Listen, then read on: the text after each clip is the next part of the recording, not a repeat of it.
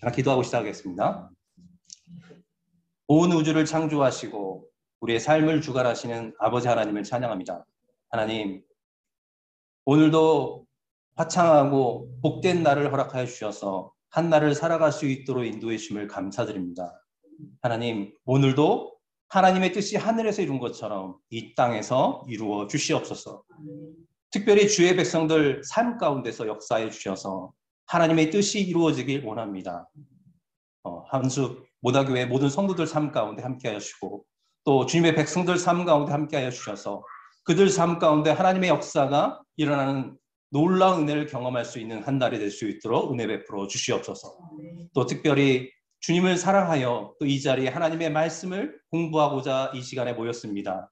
하나님, 작은 무리가 모였지만 이 시간도 성령 하나님께서 친히 역사해 주셔서 하나님의 말씀을 깨닫게 하시고 하나님 말씀이 생각나게 하여 주셔서 우리가 온전히 하나님을 찬양할 수 있도록 영광 돌릴 수 있도록 역사해 주시옵소서. 주님, 이제 시작하는 시간입니다. 마치는 시간까지 주님 홀로 영광 받으실 걸 믿사오며 우리를 사랑하신 예수 그리스도 이름으로 감사하며 기도드립니다. 자, 창세기 말씀을 함께 나누겠습니다.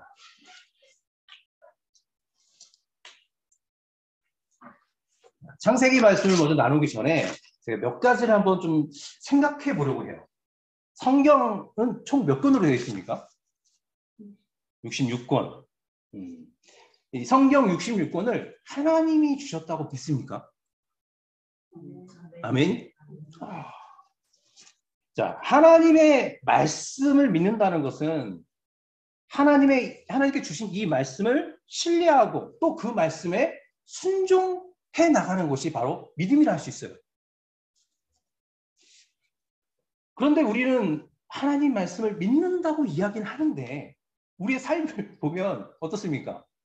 하나님을 이 말씀을 온전히 신뢰하는 삶이 우리에게 부족하다는 거예요. 이게 온전히 우리에게 주신 말씀이라고 믿고는 있지만, 그렇죠? 인식을 하고 있어요. 믿어야 된다. 믿는다. 그런데 실질적으로 우리가 이 말씀을 온전히 받아들이고 이 말씀이 하나님이 나에게 주신 말씀으로 인정하고 있는가? 또 우리의 삶 가운데 이 말씀이 역사하고 있는 것인가? 다시 말하면 내가 이 말씀을 따라 순종하는 삶을 살고 있는가? 한번 점검해 보면 좋겠다는 것입니다. 우리가 이 성경 말씀을 어떻게 받아들이고 있는 것인가? 그러니까 기본부터 우리는 준비가 돼야 된다는 거예요. 우리가 성경 말씀을 이건 무조건 하나님의 말씀이야. 무조건 믿어야 돼. 이 사실은 알고 있어요. 그러나 그 내용이 무엇인지 하나님은 우리에게 무엇을 말씀하고 있는지를 알려고 하지 않으면 우리는 어때요? 그 말씀을 온전히 신뢰할 수 없다는 것입니다. 또 하나님께서 그것을 주신 목적이 무엇인지를 발견하지 못한다면 우리는 하나님 말씀에 순종할 수가 없어요. 왜? 하나님의 나라의 가치관과 세상의 가치관은 다르기 때문이에요. 네, 앉으시면 됩니다. 네. 그렇기 때문에 우리가 믿는다는 것과 아는 것이 무엇인지 한번 생각해 봤으면 좋겠어요. 그래서 이 창세기 말씀을 공부하기 전에 내가 하나님 말씀을 얼만큼 신뢰하는지 한번 점검해 보시기 바랍니다. 성경은 총 66권으로 되어 있습니다. 믿죠? 왜 성경은 66권일까요? 70권이면 안 되나요? 왜 2권이면 안 될까요? 왜 66권일까? 언제 성경이 66권이 우리에게 주신 하나님의 말씀이다 인정하는 게 된 때가 언제일까요? 구약은 39권, 신약은 27권. 언제 이렇게 우리가 이 말씀은 하나님이 우리에게 주신 말씀이다라고 정했을까요? 여러분은 아까 전에 말씀하셨잖아요. 하나님의 말씀으로 내가 오직 믿습니다라고 했어요.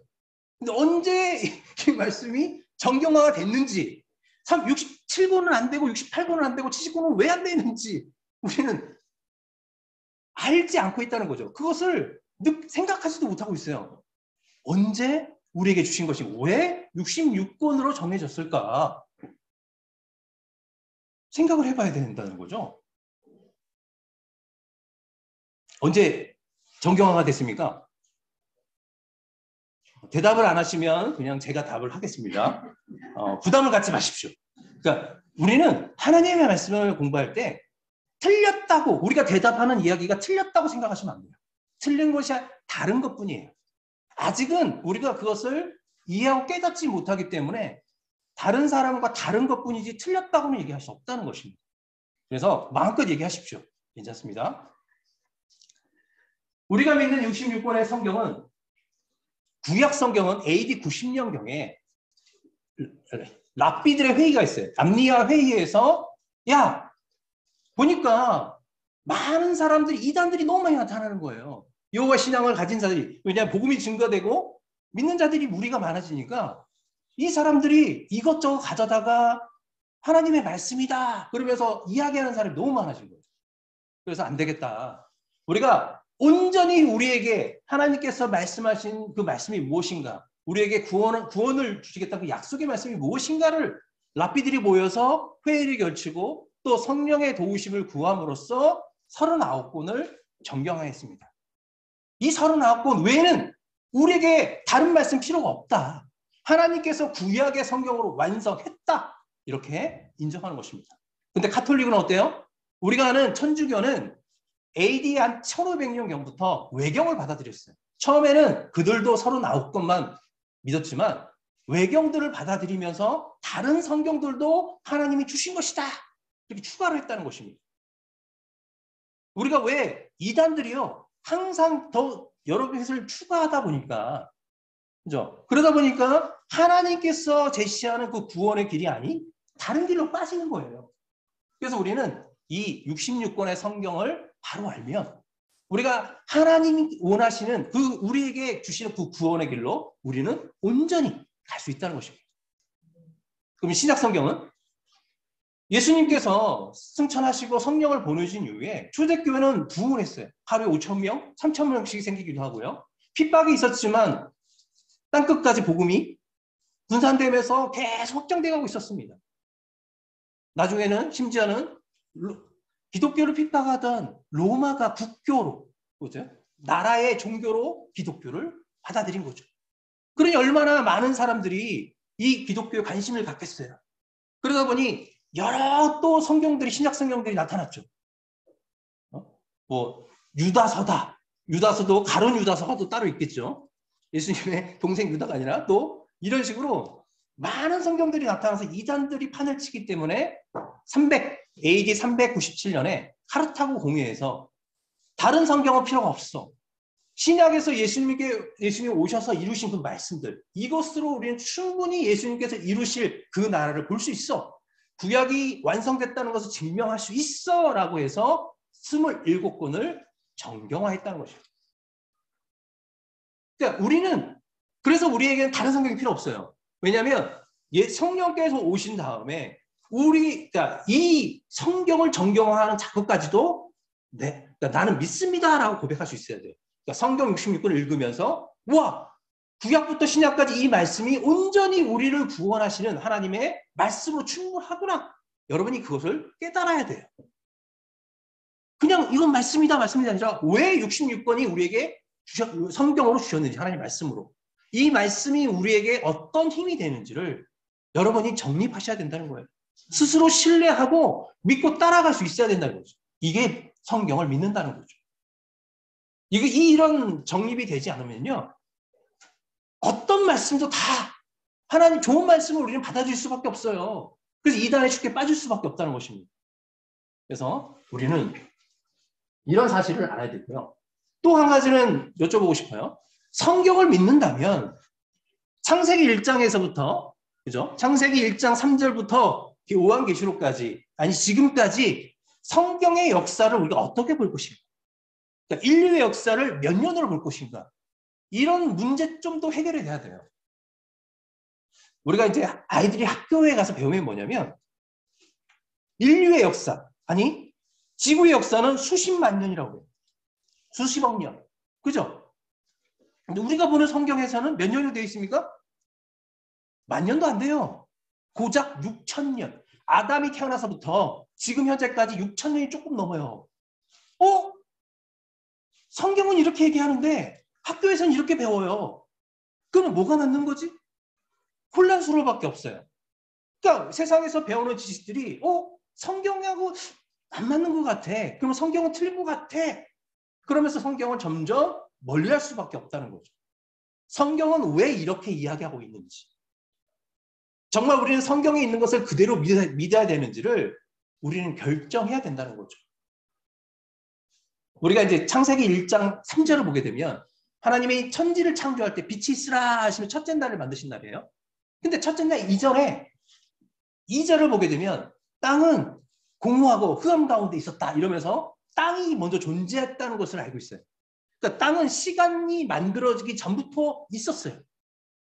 하나님이 빛이 있으라 하시면 시간을 만들었거든요. 낮과 밤을 만드시면서 시간을 만드신 시작은 창세기 1장 3절이에요.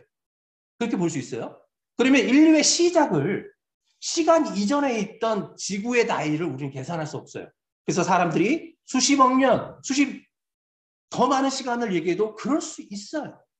그러니까 이렇게 하나님의 창조의 원리가 무엇인가? 사람들의 인류를 보게 되면 그 인류가 우리는 오랜 시간 안에 진화되어야 된다고 생각하지만 여러분 생각해 보십시오. 30년 전에 우리나라 어떻습니까? 정말 지금하고 비교하면 생각하지도 못할 정도죠. 그러니까 100년 전, 1000년 전의 역사를 보십시오. 지금은 상상할 수 없는 만큼 낙후돼 있었어요. 그죠? 근데 시간은 우리는 엄청 오래 걸려야지만 몇십억 년, 몇십 광년이 흘려야지만 우리 변화가 있을 거라고 생각하는데 그렇지 않다는 것입니다. 세상은요. 10년만 지나도 완전 바뀌어요. 그래서 우리가 아담서부터 여기까지 6,000년을 봐도요. 충분한 이런 변화의 시간이 있었다는 것이죠. 성경은 그것을 얘기하고 있어요. 그래서 우리가 이것을 어떻게 받아들일 것인가. 과학적으로 증명이 안 되는 부분도 있어요. 근데 그 안 되는 부분을 하나님의 말씀과 하나님의 속성을 가지고 이해할 수 있어야 된다는 거죠. 그래야지만 부딪히지 않아요. 그래야지만 하나님의 말씀이 온전히 저에게 살아있는 말씀이 되고 그 말씀을 따를 수 있는 힘이 된다는 거죠. 근데 이런 문제점들을 하나도 제거하지 않고 걸어가면요. 매번 넘어져요. 매번 그 말씀이 들려오지 않습니다. 또 넘어지고 쓰러져 버려요. 그래서 저는 어린아이 때부터 문제점들을 하나하나 성경에서 왜 이렇게 말씀하시는가. 이것을 우리가 해결해야 된다는 것이에요. 아이들이요. 하나님이 계신 것은 믿어요. 믿어요. 왜? 그냥 믿어지는 것 같아. 근데 홍해가 갈라진 사건은 이상해 조금. 그거는 조금 의심스러워. 그죠? 갑자기 엘리야가 불병거를 타고 올라갔다. 이것도 좀 이상해. 이해가 안 돼요. 왜? 과학적으로 우리가 증명할 수 없잖아요. 그거는 뭐냐면 우리가 하나님을 모른다는 거죠. 무에서 유를 창조하신 전능하신 창조주 하나님을 믿어버리면 나머지는 문제가 될 게 하나도 없어요. 홍해가 갈라지는 거? 아니 아무것도 없는 세상에 하나님이 다 만드셨는데 홍해 하나 가르는 게 문제일까요? 하나님이 왜 그렇게 하셨는가가 중요한 거죠. 하실 수 있는데 안 하셨고 하실 수 있는데 그죠? 하셨어요. 이때는 왜 안 하시고 이때는 왜 하셨는지 그 이유만 찾으면 된다는 거예요. 그러면 성경은 어려울 게 없어요. 하나님의 말씀은 우와 믿어집니다. 그렇구나. 그렇구나. 그래서 우리가 이 세상의 가치관에 물들지 않고 하나님의 백성으로서 기뻐하며 살아갈 수 있는 힘이 된다는 것입니다. 재밌겠죠? 성경 말씀. 저는 성경 말씀 이렇게 재밌는지 몰랐어요. 제가 어렸을 때 알았으면 저는 진짜 이 자리에 없을 겁니다. 성경 공부 열심히 해서 진짜 여러 학사도 좋은 데도 많이 갔겠죠. 근데 하나님의 은혜로 하나님이 늦게 깨닫게 하시고 철들게 하셔서 이 자리에 있는 것도 저에게 복인 것 같습니다. 아멘. 보면 제가 이제 중국 그 학생들을 가르칠 때는 제가 중국에 있던 선교사였거든요. 이런 걸 다 가르쳐줘요. 원년부터 지금 22년까지는 이렇게 시간이 흐르고 있어. 크게 성경은. 그래서 성경은 예수님의 출생 당시 이후에 한 100년 정도까지만 이야기하고 있고 그리고 나머지는 신약시대야. 그러면서 이렇게 역사를 알려줘요. 여기서부터 BC로 가죠. 자, AD 2022년이지만 BC로 가면 BC 4000년까지 역사다. 그래서 총 6000년 정도의 역사를 보고 생각하면 되겠다. 왜냐하면 일단은 안 믿어주겠지만 성경에서 이야기하는 시간은, 그 역사는 이렇게 흘러가고 있다. 이제 알면서 성경을 공부하게 되면 그래. BC 2000년경에 누가 있었고, 그죠? BC 3000년경에 누가 일했고, 1000년, 1500년은 누가 일했는지를 성경에서 이제 알 수 있기 때문에 성경의 말씀을 쉽게 이해할 수 있어요. 그리고 잊어버리지 않습니다. 자꾸 잊어버려요. 우리는 성경의 말씀에서 그러니까 잊어버리지 않으려면 붙잡아야 돼요. 제가 이제 잘 표현하는 것 중에 하나가 뭐냐면, 낭떠러지에 떨어지는 사람은 왜 떨어질까요? 붙잡을 게 없어서 떨어지는 거죠. 그죠? 근데 붙잡을 게 있으면 붙잡고 올라갈 수 있어요. 그러니까 붙잡으면 떨어지지 않습니다. 뭔가 붙잡지 못하니까 그냥 사라져 버리는 거죠. 붙잡고 있으면요, 절대 놓치지 않아요. 계속 갈 수 있어요.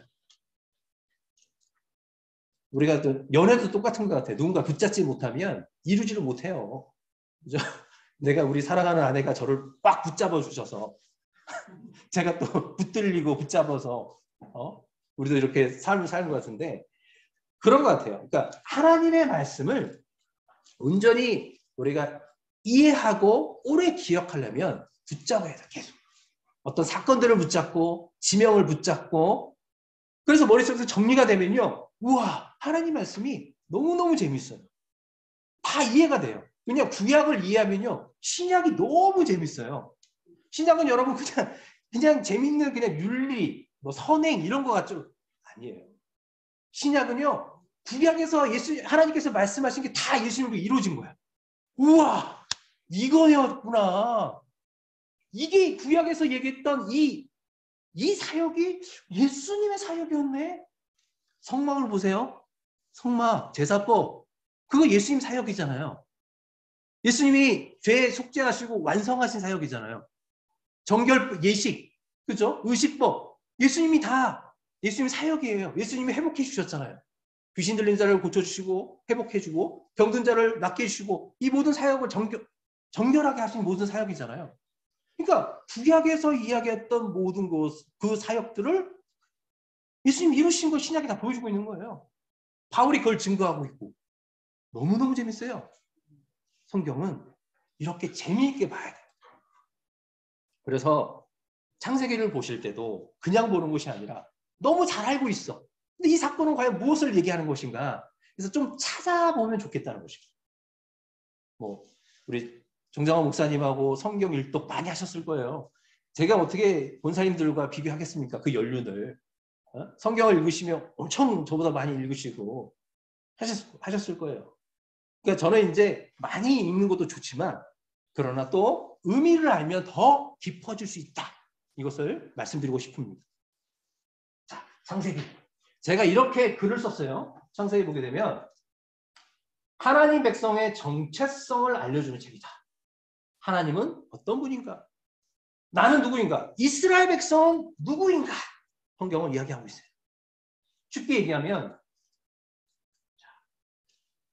성경은, 창세기는 그냥 우리는 70인역 처음으로 히브리 성경을 헬라어로 번역한 성경이 바로 70인역이에요.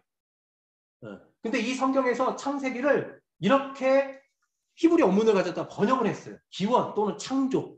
그래서 모든 것의 시작이다, 이런 뜻이 있어요. 그래서 창세기는 그냥 얘기하는 것이 아니라 창조, 그러니까 하나님이 세상을 만드신 것을 또 이야기하기도 하고요. 약속의 시작, 그리고 타락의 시작, 심판의 시작, 구원의 시작, 그리고 우리가 좋아하는 음악의 시작, 모든 것의 시작이 창세기에 기록되어 있어요. 그래서 이름을 그냥 창조, 태초, 모든 것의 시작, 기원, 이런 뜻에서 원문을 가져다가 창세기라고 적었어요. 정했던 것입니다. 그래서 우리는 창세기를 통해서 무엇이 시작되고 있는지 찾으시면 된다는 것이죠. 저자는 우리가 잘 알고 있는 모세입니다. 자, 모세가 창세기, 출애굽기, 레위기, 민수기, 신명기 5권 모세 5경을 기록했습니다. 자, 언제 기록했을까요? 자, 분명히 시내산에서부터 아마 그리고 그 40년, 38년 동안 광야에서 사는 여정 속에서 기록했을 것입니다. 죽기 전까지, 느보산이 죽기 전까지 기록했습니다. 근데 후반부에 속할 것이다. 40년의 그 광야 생활, 후반기 사역 중에서 모세가 후반기 100세 이후에 적지 않았을까? 이렇게 학자들은 생각하고 있습니다. 제가 이제 수신자라고 기록했는데 수신자보다는 원독자가 맞습니다. 원독자. 모세는 이걸 왜 기록했을까? 누구를 위해서 기록했을까? 이게 가장 중요해요. 누구를 위해서입니까? 지금 현재 가나안 땅에 이제 들어가야 할 이 세대들. 하나님의 약속을 붙잡고 나아가는 세대들에게 그들을 위해서 기록한 거예요. 그 내용을 보게 되면, 그러니까 창세기는 우주 만물 전 인류의 역사 기원, 그죠? 이 구약 선민의 형성, 그러니까 구약 선민들이 어떻게 형성됐는가 그 시작들을 이야기하고 있어요. 근데 이거보다 더 중요한 게 있습니다. 뭐냐면 바로 기록한 목적이 있어요. 내용이 있는데 그 내용을 왜 기록했냐 목적이 있다는 거죠. 그게 뭐냐면 지금 이스라엘 백성들이 애굽에서 430년 동안 살았어요. 자기 할아버지가 지금 따르던 그 이스라엘 백성들은 어떻겠어요? 우리 할아버지, 우리 증조 할아버지, 고조 할아버지 다 종이었어. 애굽에 살았는데 우린 종이야. 자기의 정체성이 무엇입니까? 자기가 누구의 후손인지 모르고 잘 모른다는 거죠.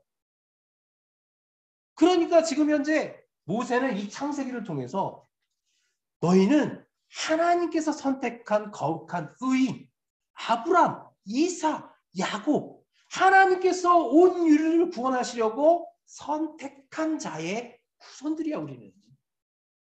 하나님은 하나님의 질서를 지키지 못하면 심판하시는데 하나님은 인간, 하나님의 형상과 모양으로 만든 그 사람들을 심판하시고 싶지가 않았어요. 함께 사역하면서 그들을 구원하는 길을 여셨는데 그 구원의 중심이 될 민족, 그 나라를 아브라함을 택해서 선택하셨다는 것이죠. 그러니까 지금 너희들은 누구라는 거예요? 너희들은 의인의 자손이고 하나님이 거룩하게 이루실 그 구원 사역의 그 백성이야. 너희들은 그냥 그 찌꺼러기 같은 종이 아니야. 이걸 얘기하고 있어요. 그리고 우와 그러네. 창세기를 보면서 우와 하나님이 직접 찾아오셔서 약속해주고 언약도 해주고 직접 그랬네. 근데 그 하나님이 애굽에서 우리에게 역사하셨어. 그분이 아직도 살아계시구나. 그 하나님을 알고 자기들의 정체성을 알고 어때요? 이제 가나안 땅도 430년 전에 아브라함에게 약속했던 그 약속을 이루시려는 거구나. 이제 이런 정당성, 확실한 믿음을 가지고 나갈 수 있도록 모세는 이 모세 오경을 기록해서 주었다는 것입니다. 그럼 우리가 창세기를 통해서 뭘 알게 돼야 되는 거죠? 하나님께서 왜 우리를 택하셨는가? 우리의 정체성을 알아야 된다는 거죠. 또 하나님은 어떤 분이신가? 왜 우리를 선택하시는 것일까? 이걸 알면 된다는 거예요. 하나님은 누구이시고 우리를 선택하셨는지. 그래서 이스라엘 백성들은 가나안 땅에 들어가서 정복 전쟁을 해야 되는 이유가 무엇인지를 찾아야 되는 거죠. 하나님이 노아 홍수 시절에 네피림들을 심판하신 것처럼 이 아낙 자손들 이들을 심판하시는 일에 물이 아니라 이제는 자신들을 사용하고 있다는 것 또한 깨달아야 된다는 거죠. 그러니까 창세기를 보는 관점이에요. 그냥 4가지 사건, 4명의 족장 너무 쉽죠. 누구나 다 알고 있어요. 왜 이 사건을 보여주고 있고 왜 4명의 족장의 이야기를 우리에게 들려주고 계시는지 이걸 통해서 우리가 어떤 존재이며 어떤 믿음으로 살라고 창세기를 기록해 주셨는지를 찾아야지만 이 창세기의 말씀이 어때요? 나의 믿음의 말씀이 되고 하나님의 말씀이 되며 내가 순종할 수 있는 힘이 된다는 것입니다. 여기까지만 해도 재밌지 않습니까? 서론이 이렇게 길어서 원래는 창세기를 하려면 50주를 해야 돼요. 50번을 만나야 되거든요. 이렇게 2시간씩 한 장 한 장 나눠서 50번을 만나야지만 되는데 저는 2시간 안에 끝내보려고 합니다. 그러니 얼마나 간단히 하는지 아시겠죠? 자, 창세기 9절을 보게 되면 여러분이 잘 알고 있는 대로 11장까지는 일반 인류의 역사. 그리고 히브리 민족, 12장부터 50장 히브리 민족의 역사. 자, 일반 인류 역사는 어떻게 시작됐으며 어떤 문화를 가지고 있었는가? 이걸 보여주고 있어요. 네 가지 사건을 통해서. 그리고 이제 하나님이 선택한 하나님의 그 민족, 하나님께서 이 땅을 구원하시기 위한 히브리 민족은 어떤 식으로 형성되었는가?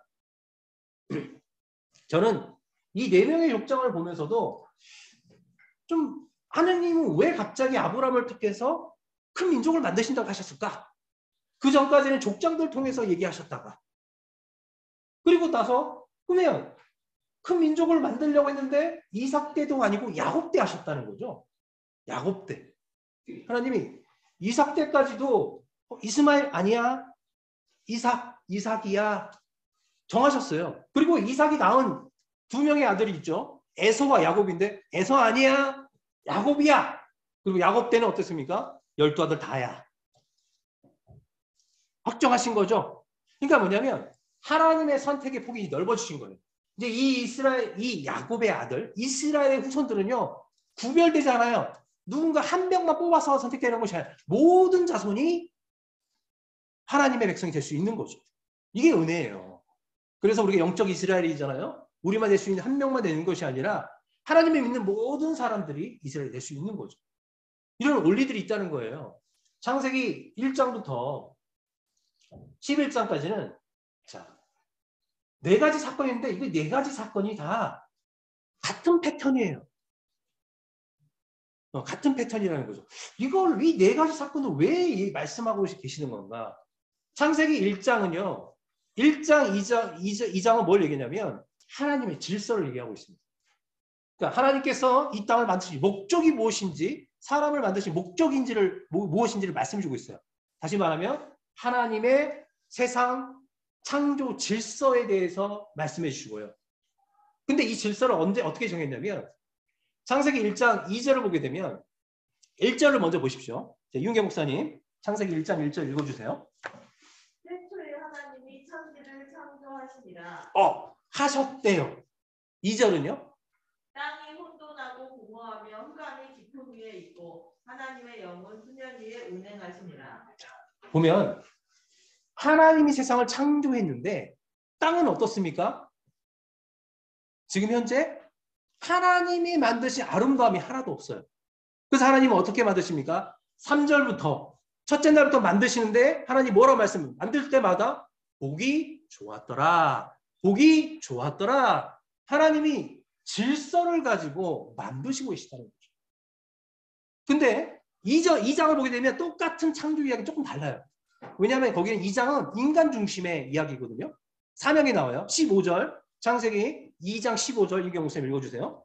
여호와 하나님이 그 사람을 이끌어 에덴 동산에 두어 그것을 경작하며 지키게 하시고 자 16절 17절까지 여호와 하나님이 그 사람에게 명하여 이르시되 동산 각종 나무의 열매는 내가 임의로 먹되 선악을 알게 하는 나무의 열매는 먹지 말라. 내가 먹는 날에는 반드시 죽으리라 하시니라. 자 20절 21절인가요? 20절인가요? 결혼에 대해서 21절이요?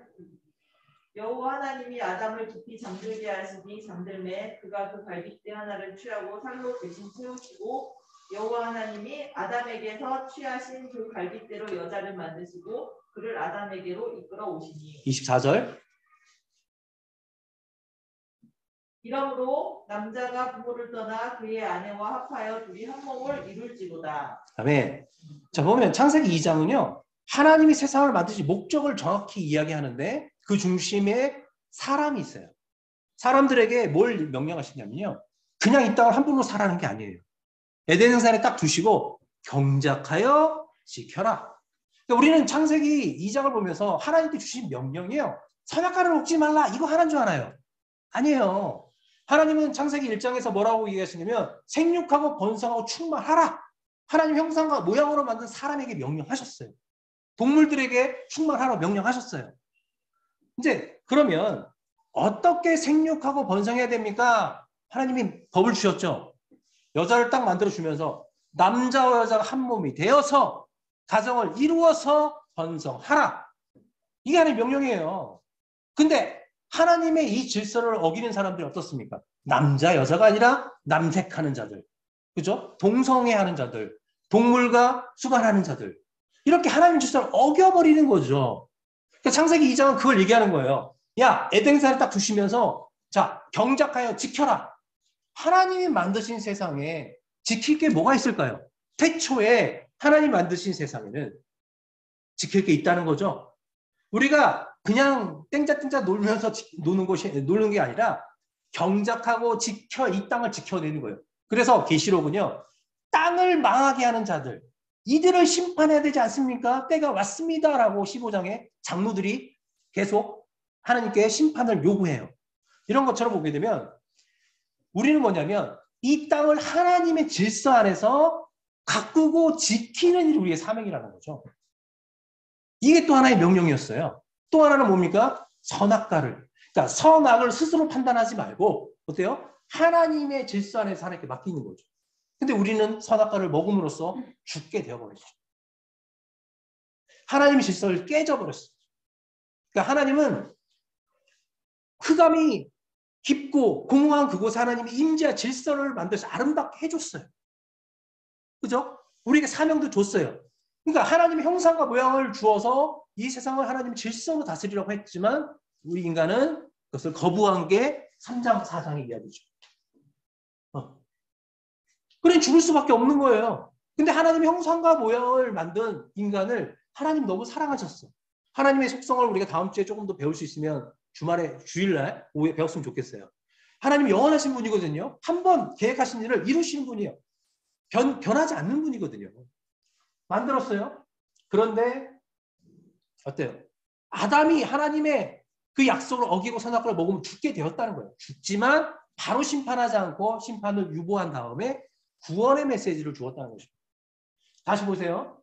홍수도 마찬가지예요. 하나님이 아담을 구원하셨어요. 에덴 동산 쫓아내서. 그러면 이들은 그 메시지를 가지고 다시 살아야 돼. 어때요? 타락하죠. 타락하니까 하나님 심판했어요. 그리고 노아와 그 가족을 새롭게 시작하도록 했어요. 그럼 새롭게 시작하면 구원이잖아요. 새롭게 시작하면 이 인류는 어때야 돼요? 하나님의 말씀에 순종해야 되는데 또 어떻게 합니까? 바벨탑을 쌓아서 이제 하나님을 대적하는 일을 시작했어요. 이러다 보니까 또다시 심판해야 돼. 하나님은 심판하시되 좀 유보한 거죠. 그들의 언어를 흩어서, 그죠? 흩어서 이들을 완전히 심판하지 않고 구원하시는 길을 선택하셨다는 것입니다. 그러니까 이 네 가지 사건은 뭘 얘기냐면 하나님의 질서를 어기면 하나님은 심판할 수밖에 없다. 그러나 하나님 주신 질서를 받아들이고 그 말씀에 순종한 자에게는 구원이 임한다. 하나님은 소수가 아니라 이제는 이 아브라함을 통해서 어떻게 하겠다고요? 아브라함을 통해서 더 많은 인류들을 구원하시겠다. 이런 역사가 있다는 거예요. 근데 참 성경 공부할 게 너무 많아요. 영원하신 하나님이 왜 인간에게 이런 사명을 주셨을까? 인간은 언제까지 그 일을 해야 되는 것일까? 그러니까 하나님은요. 계속 성경 안에서 나는 알파요 오메가다라고 말씀하시면서 계시록도 마찬가지죠. 예수님이 이렇게 얘기하시면 우리의 사명이 영원하지 않다는 거예요. 끝날 때가 있다는 거죠. 그것을 2장 1절에 3절까지 안식일을 통해 말씀하세요. 창조 사역이 마치시는 그 날을 복되게 하셨어요. 그리고 거룩하게 하셔서 그날 안식하셨어요. 그러니까 하나님의 사역이 마치는 안식이 있다는 거죠. 우리에게 똑같아요. 너희들의 사명이 마치는 날이 있다. 그날 너희들은 하나님이 주신 영원한 안식을 누릴 수 있다는 것을 창조부 이야기부터 얘기하고 있다는 거죠. 그러니까 우리는 그런 사실을 알고 하나님께서 주신 질서를 지켜야 된다는 거죠. 그래서 아브라함과 이삭과 야곱이 하나님의 말씀을 받아서 그 질서를 지켜내면서 그 기쁜 소식을 전하고 있다는 것입니다. 복음을 계속 전하고 있다는 것입니다. 그래서 이 복음을 창조 이야기에서부터 받아들인 자들은 어때요? 하나님의 구원이 있다는 것을 말씀해 주고 있다는 것입니다. 또 창조 이야기를 보면 우리는 창조 그러면 무에서 어떤 새롭게 만들어졌다고만 생각해요. 물질적인 것만 생각하는데요. 하나님의 이 천지 창조는요. 물질 창조만 이야기하는 것이 아니에요. 창조의 속성, 창조란 무엇인가를 알려주고 있어요. 여러분, 창조는요, 곧 구원이에요. 이해되세요? 하나님의 창조 사역이요, 구원 사역이에요. 왜냐하면 흑암 가운데 보세요. 자, 혼돈하고 공허하고 흑암이 깊은 그곳에 하나님의 영이 임했어요. 다시 말하면 썩어지고 완전 질서가 없고 무질서한 곳 하나님이 딱 운행하시면서 그곳에 말씀을 주셨더니 그 말씀을 통해서 어떤 세상으로 바뀝니까? 와, 아름다워져요. 하나님의 말씀이. 근데 이게요, 출애굽기 똑같이 말씀하세요. 이스라엘 백성들에게 말씀을 줬더니 이스라엘 백성들이 그러니까 죽을 수밖에 없는 그 타락한 백성들이요, 그 말씀을 통해서 회복이 돼요. 치유가 돼서 거룩한 하나님의 백성이 되는 거예요. 그러니까 창조 사역이 똑같아요. 창조는 그냥 이루신 것이 아니라 한 날에 다 만들 수 있죠. 근데 하나님은 그렇게 하지 않았어요. 공간을 먼저 만들어요. 첫째 날, 둘째 날, 셋째 날은 공간을 만지고, 그리고 넷째 날, 다섯째, 여섯째 날은 그 공간을 채워 넣습니다. 우와, 우리 하나님은 정말 질서 있는 분이구나. 왜? 하나님 보시기에 아름다워지기 위해서. 그러니까 우리는 하나님의 법을 따를 때요, 내가 생각하는 대로 내가 보기 아름다운 것이 아니라 하나님의 질서대로 우리가 순종했을 때 그때 아름다워진다는 거예요. 그때 우리가 하나님 보시기에 보기 좋고 하나님이 완성하고자 하는 그런 아름다운 창조물로 창조된다는 것이에요. 그죠? 와, 그렇구나. 창조인 것 같은데 이 창조가 모두 구원이구나. 그래서 바울은 얘기하잖아요. 너희는, 그러니까 이전 것은 지나갔으니 보라, 새 것이 되었도다. 너희들은 새로운 피조물이 되었어. 너는 새로운 창조물이야. 이게 구원이에요. 우리 안에 하나님의 말씀이 임해서 그 말씀을 순종해 감으로써 우리는 새로운 피조물이 되는 것이에요. 영원히 썩지 않고 주님께서 주신 그 부활을 통해서 영원히 하나님과 안식을 누릴 존재로 우리는 새롭게 창조되는 그런 존재가 된다는 것이죠. 창조만 봐도 너무 재밌어요. 그죠?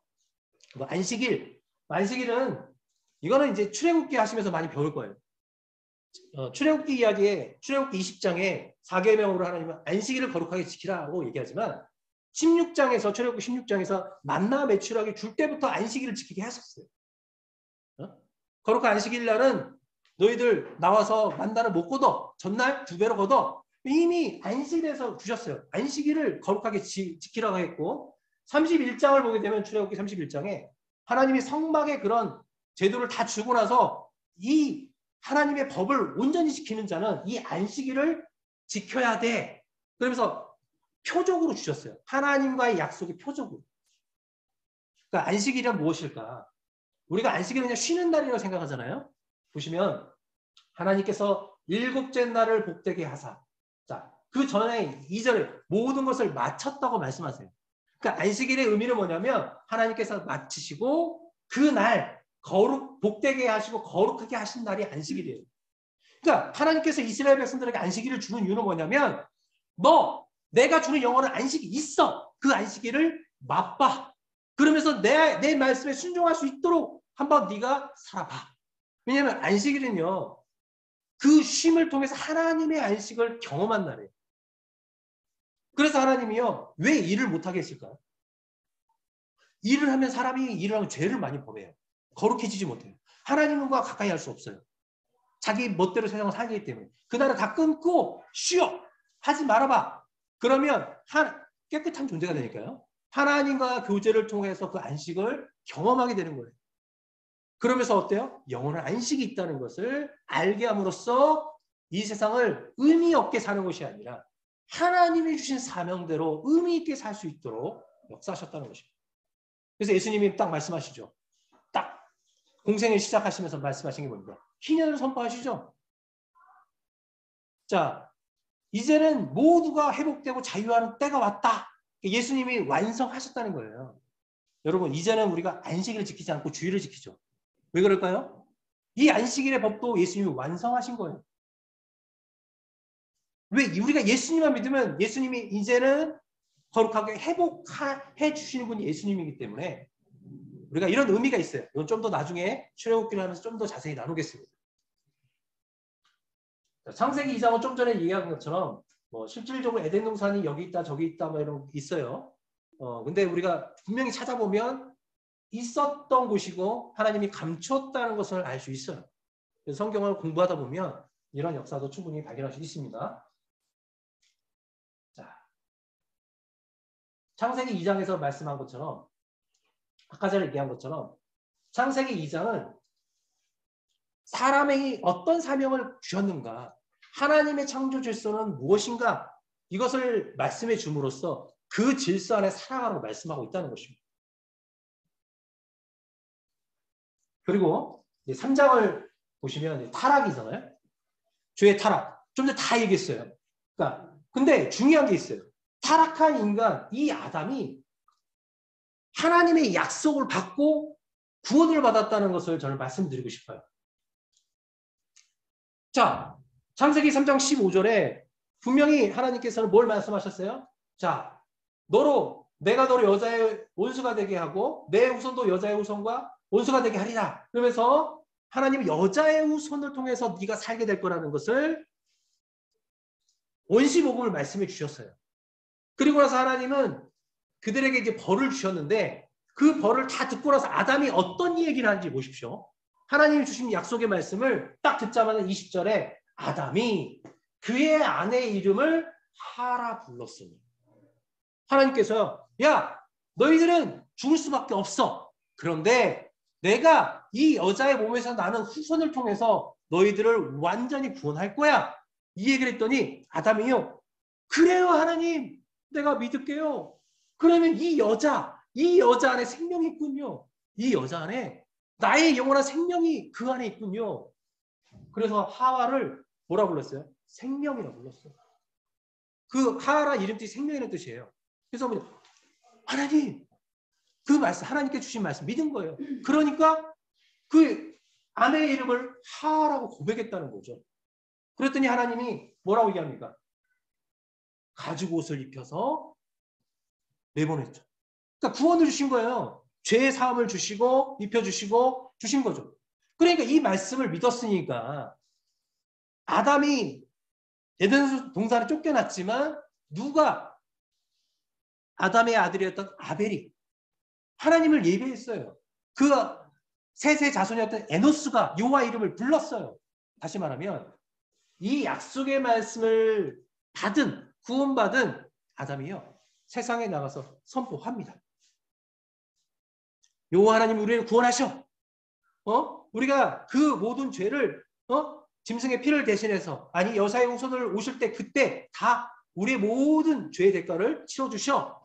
이야기했기 때문에 전했기 때문에 그 사명을 감당했기 때문에 에노스 후손들이 나타났고요. 우리가 아는 노아까지 그 복음이 증거되었다는 것입니다. 그런데 창세기 4장은 뭘 얘기합니까? 안 그런 놈이 있어. 누굽니까? 가인. 가인은요. 4장 7절 말씀 한번 읽어주시기 바랍니다. 내가 선을 행하면 어찌 낯을 들지 못하겠느냐. 선을 행하지 아니하면 죄가 문에 엎드려 있느니라. 죄가 너를 원하나 너는 죄를 다스릴지니라. 가인은 어때요? 선악을 스스로 판단해서 결정하는 자였다는 거죠. 그러니까 죄가 우리 안에 항상 있어요. 왜냐하면 우리는 어떤 생각을 하는 자체가 나쁜 생각이 들어오는 자체가 죄예요. 우리가 근데 가인에게 하나님은 야, 너 그 죄를 실행하지 마. 겉으로 드러내지 마. 다스려라고 요청했지만 가인은 어떻습니까? 싫어요. 스스로 행하는 자가 됐습니다. 결국 어떻습니까? 하나님을 떠나게 돼요. 동방에서 떠나 동쪽으로 떠나게 되죠. 그러니까 그 4장은 뭐냐면 하나님을 떠난 자들의 계보를 얘기해주고 있어요. 라멕을 통해서 어떻습니까?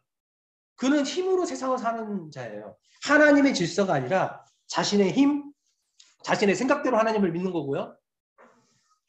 그런 존재라는 것을 세상의 즐거움과 재미를 위해 사는 존재라는 것을 4장을 이야기하고 있다는 것입니다. 그런데 놀라운 것은 5장은요. 족보를 얘기해줘요. 아담서부터 족보를 얘기해주는데, 자, 족보를 보면 하나님이 사람을 창조하실 때 하나님의 모양대로 지으시되, 그러니까 아담을 어떻게 했습니까? 하나님의 모양, 형상과 모양대로 만들었다는 거예요. 그죠? 근데 아담은 어때요? 자기의 형상과 같은 아들을 낳았다. 다시 말하면 하나님의 형상과 모양대로 낳은 아들이 바로 셋이라는 거죠. 이 5장에 나오는 족보는 뭐냐면 이 사람들은 하나님과 형상의 모양이 있는 자들이다.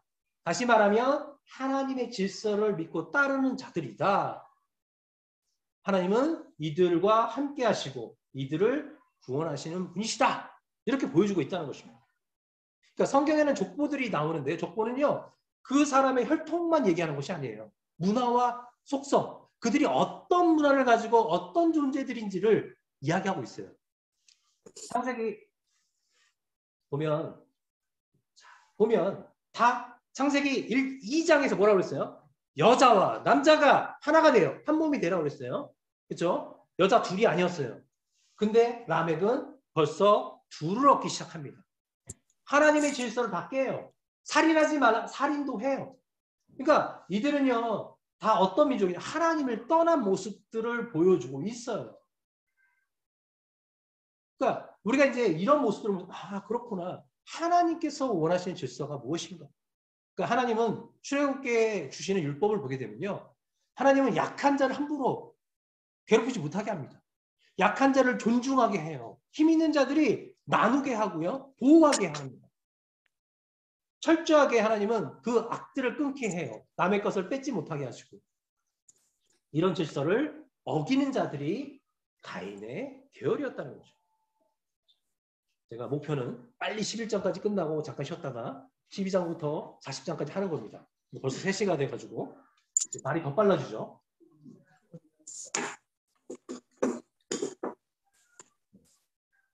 누군가 들어오셨습니다. 6장 홍수 심판은 이런 가인의 계열들이 세상을 덮기 시작했다는 거예요. 그러니까 5장에서 하나님의 형상과 모양대로 하나님의 질서를 지켜가던 자들이 점점 세상 문화에 섞이게 됐다는 거죠.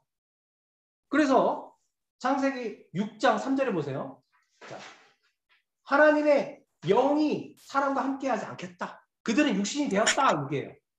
11절과 12절을 보게 되면 뭐라고 말씀하시냐면 온 땅이 사람뿐만 아닙니다. 문화, 세상의 모든 땅이 어떻게 변했습니까? 하나님 앞에 부패하여 포악함이 가득했다. 뿐만 아니라 땅도 부패했어요. 혈육 있는 자의 행위가 부패했어요. 뭡니까? 다 포악함이 가득했다.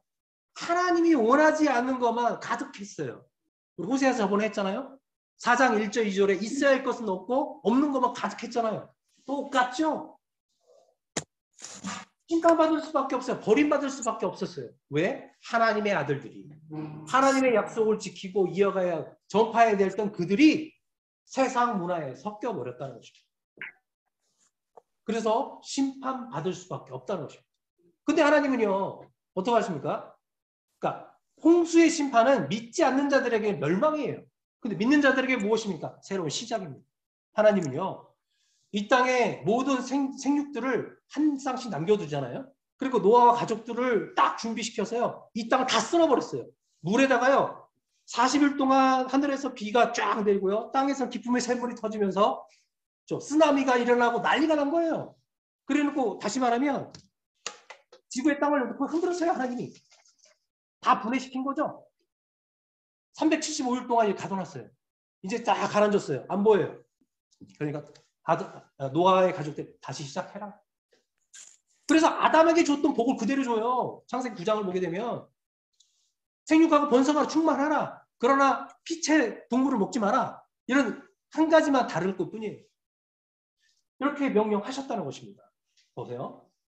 여러분이 성경 읽어지는 하셨으니까 제가 되게 이런 걸 되게 좋아해요. 여러분이 이걸 같이 공부하다 그러면 굉장히 머리가 아프실 거예요. 저는 실제적으로 7장부터 9장까지 홍수가 시작되면 어떻게 시작됐고 며칠 동안 어떤 일이 있었고 이런 걸 계속 이야기하고 하는 거 되게 재밌어요. 분석 왜? 진짜 같으니까. 진짜 믿으려고. 그냥 대충 믿는 게 아니라 진짜야? 진짜 하나님 어떻게 하셨어? 오? 정말 왜 그랬지? 그러니까 물이 가득했다가 점점 낙해지고 뭐 선봉우리 점점 보이기 시작하고 이런 모든 게 다 보여요. 진짜구나. 하나님이 이런 거를 보면 되게 재밌더라고요. 이런 거 나중에 한번 같이 하시면 좋을 것 같고요. 자, 성경에 읽어지네에서 얘기하죠. 그 당시 인구는 얼마나 되었을까? 성경에 읽어지네에서 했었나? 아니면 제가 창조과학회를 통해서 그냥 제가 한 거나?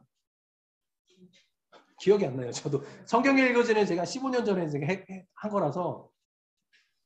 종장 목사님, 성경에 읽어지네에서 그 얘기 해주나요? 그 당시 인구의 수가 얼마큼 됐을 것이다. 그죠? 얼마나 됐을 것 같아요? 권사님들? 노아의 홍수 때 하나님 다 쓸어버리고 노아의 가족만 8명을 남겼어요. 얼마나 인구가 됐을까요? 한 10만 명? 한 1억 명? 얼마나 생각을 안 해보죠. 그 마지막 때 하나님 이 많은 사람들을 다 죽이겠어? 하나님이 살려 주시겠지. 이렇게 생각하실 수밖에 없어요. 근데 놀라운 거는요. 창조과학계에서 이야기하기를 노아홍수 시대 때는 약 50에서 100억이 있었대요. 저는 그 믿어요. 50에서 100억이면 지금은 우리가 70억의 인구예요. 전 세계가. 70억을 다 죽이시고 하나님이 8명 남겼어요. 왜? 썩어버려서. 썩어서 더 이상 하나님과 함께할 수 없는 존재이기 때문에 썩은 거 버려야죠.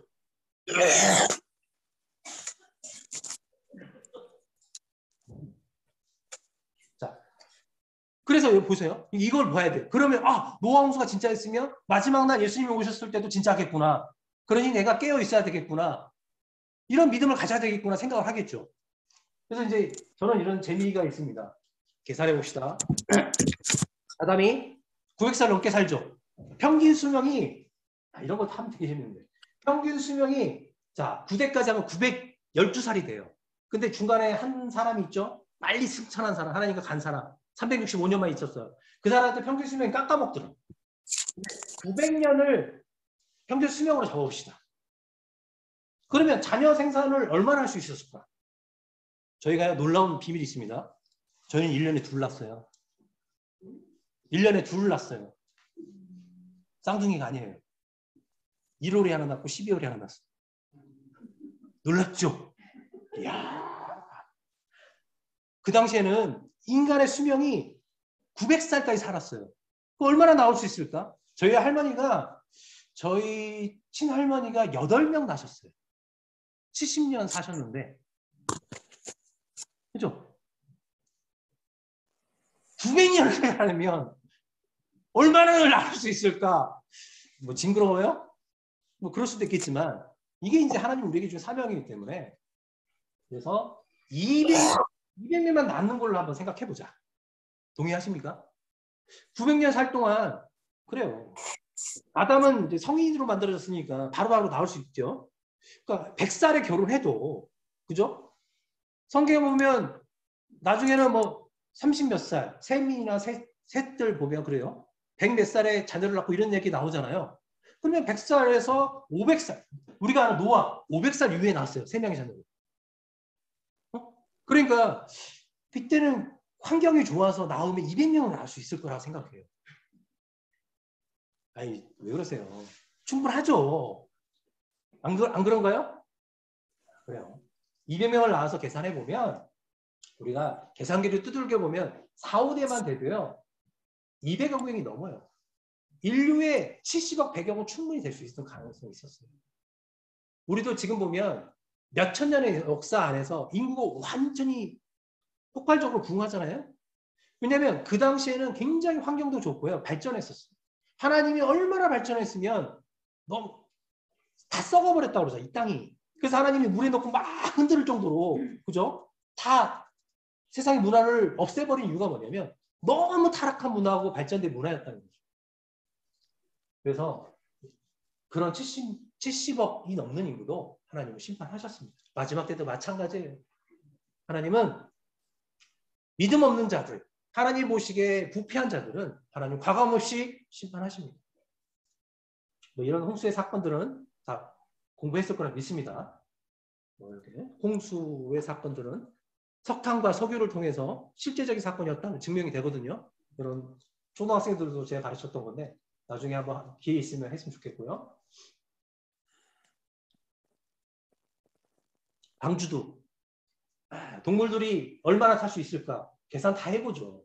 포유류 3,500종류, 조류 다 태워도요. 절반도 안 차요.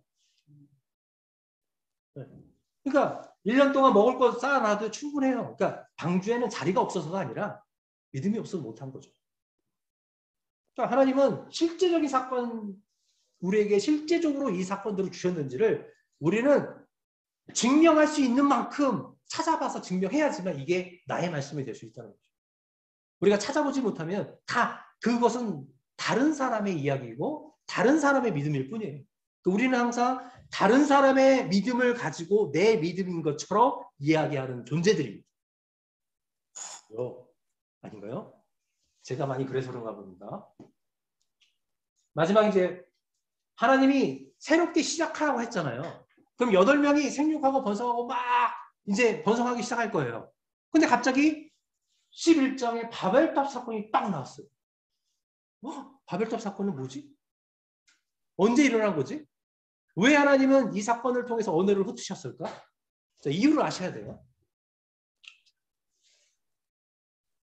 자, 보세요. 여호와께서 이르시되 이 무리가 한 족속이요 언어도 하나님으로 이같이 시작하였으니 이후로는 그 하고자 하는 일을 막을 수 없겠다.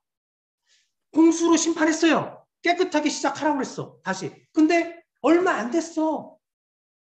실질적으로 계산해보면 101년밖에 안 됐어요. 바벨탑 사건은. 근데 이들이 뭘 합니까? 언어도 하나고 한 혈통이니까 꿍짝꿍짝 너무 잘 만든 거야. 자기들끼리 악한 생각을 시작했어요. 바벨탑을 쌓고 하나님을 대적하기 시작한 거예요. 시작했는데 하나님 보시기에 시작했네. 이후로는 막을 수가 없다. 뭘 못 막아요? 심판을. 노아 홍수처럼 또 심판해야 되네. 그래서 하나님이 뭘 생각하십니까? 언어를 흩자. 흩어버리자 애들을. 그리고 나서 하나님 뭘 계획하십니까? 흩어버리면요. 어떤 결과가 날까요? 한 혈통이 한 족속이 막 악해요. 그럼 그들만 심판받아요. 먼저. 또 이 혈통이 막 악해요. 이들만 심판받아요. 그러면 시간이 벌어지는 거죠. 다른 혈통들은. 그때 하나님 뭐 하십니까? 아브라함아 일로 와. 내가 너를 통해서 큰 민족을 만들어서 이 세상을 구원할 거야. 이제는 조금 있으면 이 언어가 흩어져서 민족들이 만들어졌던 이 민족들이 점점 나라가 될 거거든요. 강성해지고 인구가 많아질 거거든요. 그러면 이 족장들의 힘으로서는 이제는 이 구원의 메시지를 전하기에 한계가 있다는 거예요. 그래서 하나님은 이때 아브라함을 불러서 그 민족을 만들게 하셨다 하셨으면서 또 나라들이 만들어지며 강성하는 그 시기에 이스라엘 통해서 하나님의 이 구원의 메시지를 전하게 하셨다는 거죠. 자, 10장에가 이해가 나와요. 그러니까 10장의 족보는 뭘 얘기하냐면 11장에서 하나님이 언어를 흩어서 어떻게 민족이 나눴는지를 설명하고 있어요. 그러니까 10장의 족보를 보게 되면 어떤 통일성이 없어요. 여기 보세요. 야벳의 혈통은 2대까지만 얘기하고 함의 혈통은 3대까지 이야기하고 셈의 혈통은 4대까지 얘기해요. 이건 뭘 얘기하지? 그랬더니 잘 분석해보면 14개 족속, 30개의 족속, 26개의 족속, 총 70개의 족속이 이 땅에서 만들어졌다. 그러니까 7이라는 숫자는 하나님의 숫자예요. 열이라는 것은 꽉 찼다는 거거든요. 70은 온 땅의 민족들이 이때 하나님 언어가 터지고 만들어졌다. 이걸 설명하고 있는 거예요. 하나님은 그러니까 이때 그러면 언제 언어가 흩어지기 시작했나? 언어가 나누기 시작했나? 이거는 성경에서 뭐라고 합니까? 우리가 아는 벨렉 때라고 얘기하고 있어요. 그러니까 10장을 잘 읽어보면 언제 나눠졌는지 보여주고 있어요. 이 벨렉 때. 계산해 보면 벨렉 때는 몇 년이 되냐면 자 홍수 2년 만에 셈이 아르박스를 낳았어요. 아르박시 35년 만에 셀라를 낳았어요. 셀라가 30세에 누구를 낳아요? 그러니까 에베를 낳았어요. 이런 식으로 나와서 계산해 봤더니 몇 년입니까? 101년 만에 이 바벨탑 사건이 일어났다는 거죠. 그러니까 하나님은 이 땅에 질서를 세웠어요. 생육하고 번성해서 하나님이 이루고자 뜻이 있어요. 하나님의 뜻에 대해서는 주일날 나눌 겁니다. 하나님은 왜 굳이 사람을 만드셨을까? 왜 끝까지 하나님은 함께 동역하고 싶었을까? 이 부분은 주일날 오후 예배 때 조금 이야기 나눌 겁니다. 자, 이런 역사 속에서 하나님은 선택한 자들을 통해서 이 땅의 백성들을 구원하시고 하나님의 백성의 수가 차기를 원하셨다는 거죠.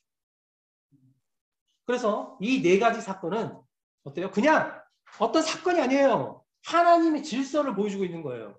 하나님의 질서를 어기면 심판이 임해. 그러므로 우리는 하나님의 말씀을 따라야 돼. 왜? 구원받은 자들이 있더라. 하나님은 구원을 주시더라. 자, 이 이스라엘, 그렇죠? 히브리 민족들을 통해서 하나님 이 일을 또 펼쳐 나가십니다. 그 나라를 어떻게 만드시는지 이제는 소수가 아니라 많은 사람들을, 모든 민족을 구원하시려는 하나님의 뜻이 이제 전해지게 된다는 것입니다. 이해되셨죠? 11장까지는 이런 이야기입니다. 그래서 우리가 한 5분에서 7분 쉬고요. 이제 12장 아브라함의 이야기 그리고 요셉의 이야기까지 달려보겠습니다. 쉬겠습니다. 도표를 보시면 좋을 것 같아요. 오늘 나눠드린 거에 뒤에 쪽에 이제 아브라함 이야기 있을 겁니다. 그다음에 계보요? 5장? 네, 아브라함의 생애. 제가 여러분을 위해서 열심히 만들어봤습니다. 원래는 제가 이제 야곱하고 요셉 것만 만들었었는데 하나 가지고 이제 아브라함을 다 얘기해보자. 그러면서 어제 앉아서 이제 이걸 만들었습니다.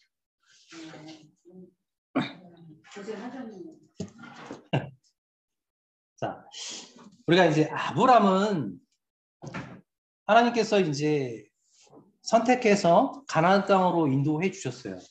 그럼 이제 아브라함을 생각하기 전에 아브라함의 아버지를 한번 생각해 봤으면 좋겠어요. 아브라함의 아버지는 누구일까요? 그죠? 생각이 안 나죠? 창세기 11장에 나올 겁니다. 자, 두 글자입니다. 여기 어디 써 있을 건데? 안 써 있나? 여기 써 있네. 네. 저기 이제 프린트 해드려서 데라가 갈대아 우르에서 아브라함과 아브라함의 아내 그리고 조카들 그리고 가족들을 다 데리고 하란으로 왔습니다. 그죠? 이제 하란에 왔는데 이제 하란에서 거주하다가 데라는 죽게 되었다는 거죠. 성경은 그렇게 얘기하고 있어요.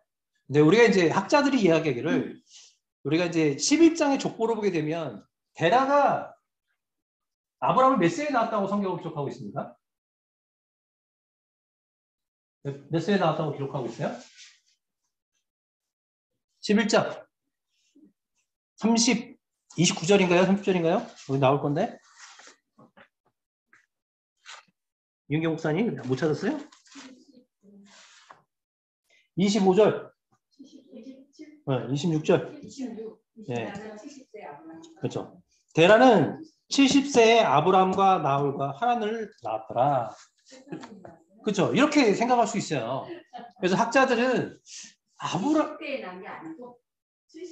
성경을 이렇게 번역을 했죠.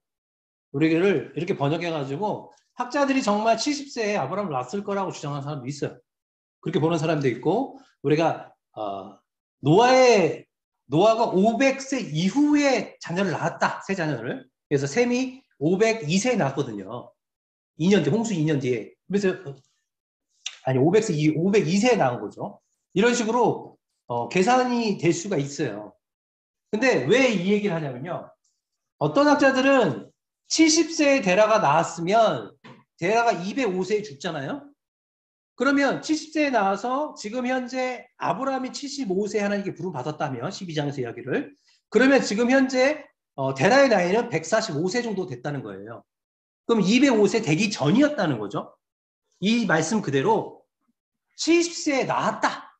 그러면은 아브라함이 75세다 그러면 데라의 나이는 145세가 돼야 되는 거죠. 맞죠? 그러면 아직 죽지 않았던 거죠. 데라가 죽지 않았을 때 하나님이 아브라함을 불렀을까? 그리고 어떤 학자는 얘기해요. 이 성경은 70세부터 자녀를 낳았는데 우리가 하는 우리가 하란이 제일 큰 형이고 그 다음에 아브라함이고 그 다음에 나홀인데 하란이 낳은 나를 얘기한 것이다.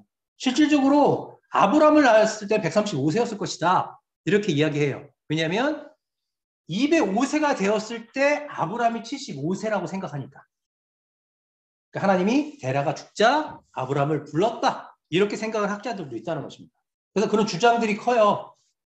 그래서 우리가는 그러니까 노아가 죽은 이후에 아브라함이 태어났느냐 아니면 죽기 전에 태어났느냐 이런 쓸데없는 논쟁이 되게 많이 일어나거든요. 이런 것 때문에. 하여튼 저는 사도행전에 이제 우리가 아는 스데반이 설교하는 거나 이런 모습을 보면서 저는 그냥 데라도 믿음의 사람이었다. 그래서 믿음이 없었다는 얘기는 없어요. 믿음으로 걸어왔으니까 우상을 숭배하는 자였지만 하나님의 부르심 아래 왔기 때문에 저는 그냥 데라가 죽은 다음에 하나님이 하란에서 아브라함을 부르셨다. 저는 그렇게 그냥 믿습니다. 그래서 여러분은 이렇게 믿든 저렇게 믿든 구원에는 아무 상관이 없어요. 그러나 제가 계산하고 생각하기에 하나님의 속성상 생각하기에는 이게 더 좀 나은 것 같아서 이렇게 믿는다고 말씀드립니다.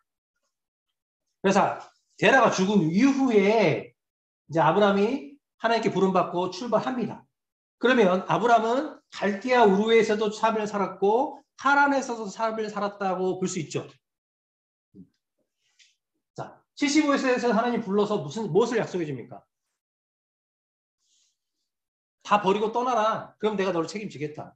내가 너를 통해서 큰 민족이 되게 하고 네 이름이 유명해지게 할 것이며 내가 너를 통해서 세상 많은 민족이 복을 받게 할 것이다. 약속을 주셨어요. 아브라함은 그 약속을 믿고 출발합니다. 근데 어떻게 출발합니까? 조카 롯을 데리고 아내와 함께 출발했습니다. 근데 12장 6절인가요? 12장 6절. 그렇죠? 아브라함이 이제 그 땅을 지나 가나안 땅에 들어왔다는 얘기죠. 세겜 땅을 가고 있을 때 7절 보게 되면 하나님께서 나타나사 이르시되 이 땅이다 라고 말씀해 주죠. 그러니까 아브라함은 가나안 땅이 목적지 알고 출발한 게 아니었잖아요. 그냥 하나님께서 가라 가고 있다가 세겜 땅을 지나고 있어요. 그 땅 이미 들어왔는데 그 땅인지 모르고 있잖아요. 계속 지나가니까 하나님이 나타나셔서 야 아브라함아 이 땅이다 말씀해 주셨다는 거죠. 하나님은 우리를 인도하신 분이에요. 아무 의미 없이 가라는 것이 아니라 우리가 순종할 때마다 하나님이 어떤 일을 하실 것인지 우리에게 확증해 주시고 우리가 그 믿음으로 갈 수 있도록 인도해 주신 분이라는 거죠. 그랬더니 아브라함이 거기서 뭡니까?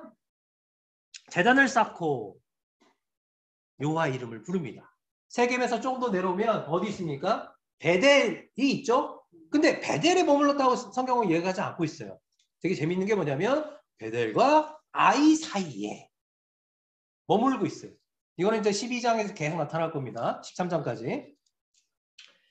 다시 말하면 아브라함이 하나님을 따르는데 세상의 문화가 압축되어 있다고 해야 될까요? 세상의 문화가 가득 찬 그런 성읍으로 가지 않는다는 거죠. 조카 롯은 소돔으로 들어가지만 아브라함은 성안으로 들어가지 않습니다. 상수리 나무가 있는 곳, 그 성 곁에, 그죠? 근처에 머물고 있다는 거예요. 이런 걸 보게 되면 아브라함의 가치관이 어떤 가치관을 가지고 있는지 알 수 있어요. 하나님이 말씀하자마자 하나님의 이름을 부르며 하나님의 대한 믿음과 신뢰함을 가지고 하나님을 찾고 있다는 것이죠. 그런데 이런 믿음으로 내려왔지만 그의 삶은 어땠습니까? 기근이 생겼어요. 기근이 생겨서 그 자리 머물 수가 없었습니다. 점점 남쪽으로 내려갔어요. 그래도 머물 수가 없어요. 그래서 결정을 어떻게 합니까? 애국까지 내려가는 실수죠. 그러나 어쩔 수 없었어요. 하나님의 약속, 그 큰 축복을 받은 자여도 그 삶 가운데 무엇이 찾아옵니까? 고난이 찾아옵니다. 어려움이 찾아온다는 거예요. 이거는 4명의 족장의 인생에 다 나타납니다. 우리의 인생 또한도 마찬가지예요. 하나님만 믿으면 만사형통? 만사형통이 뭐냐면 요셉이요 보디발에게 잡혀갔을 때 만사형통이었어요. 요셉이요 감옥에 갇혀있을 때 만사형통이었어요. 만사형통은 뭐냐면 하나님과의 관계가 끊기지 않고 더 돈독하게 되는 것을 만사 형통이라고 하는 것입니다. 우리는 그런 고난 가운데도 하나님과의 그 관계가 끊어지지 않고 다이렉트로 연결되고 함께 할 수 있다는, 그죠? 이런 삶이 바로 만사 형통의 삶이라는 거죠. 아브라함은 되게 힘들었어요. 근데 여기서 아브라함이 애굽에 가면서 두려웠던 게 있었죠. 큰 나라예요. 왕이에요.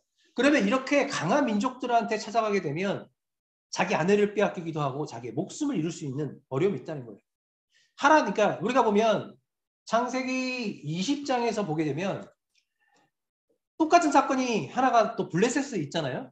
블레셋 왕한테 아브라함이 이야기할 때 이런 얘기예요.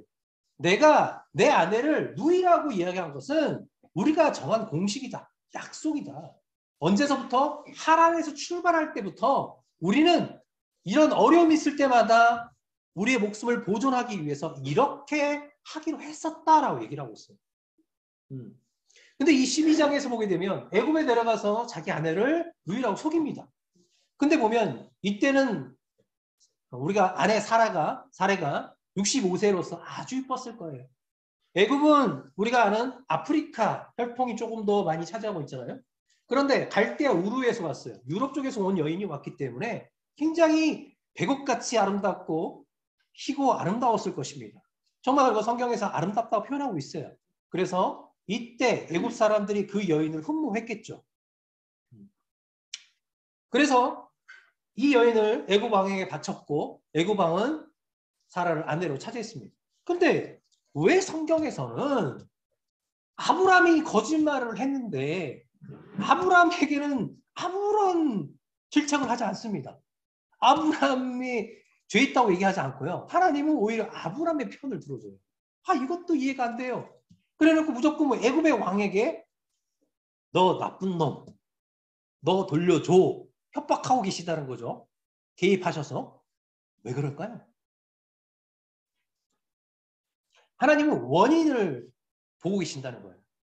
아브라함이 이렇게 거짓말을 할 수밖에 없었던 것은 무엇이냐면 그들은 자신들의 힘을 가지고 이방인들, 외부에서 들어오는 세력들의 것을 빼앗고 그들을 죽이고 함부로 대하던 그런 민족이었다는 것입니다.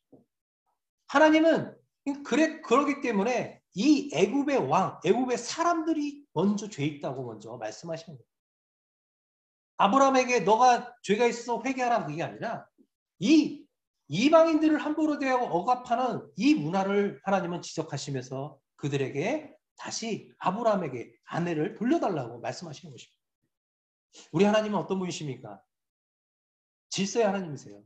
하나님은 사람들에게 왜 그런 힘을 줬냐면요. 세상을 다스릴 수 있는 힘을 줬는데 그것은 하나님의 질서 안에서 사랑과 공의와 그죠? 은혜로 다스리라는 거지. 억압과 자신의 힘을 가지고 짓누르고 빼앗는 그런 폭력으로 다스리라고 말씀하지 않았습니다. 그런데 애굽은 그렇게 했다는 것입니다. 결과적으로 하나님이 개입해서 하나님의 역사를 경험함으로 아브라함이 어때서 하나님이 나와 함께 하심을 또 경험하게 되었습니다. 애굽에서의 그 사건을 경험하고 나서 아브라함은 다시 가나안 땅으로 돌아옵니다. 어디로 돌아갑니까? 제단을 쌓고 하나님의 이름을 불렀던 베델과 아이 사이로 돌아옵니다. 다시 여호와의 신앙을 회복하는 거죠.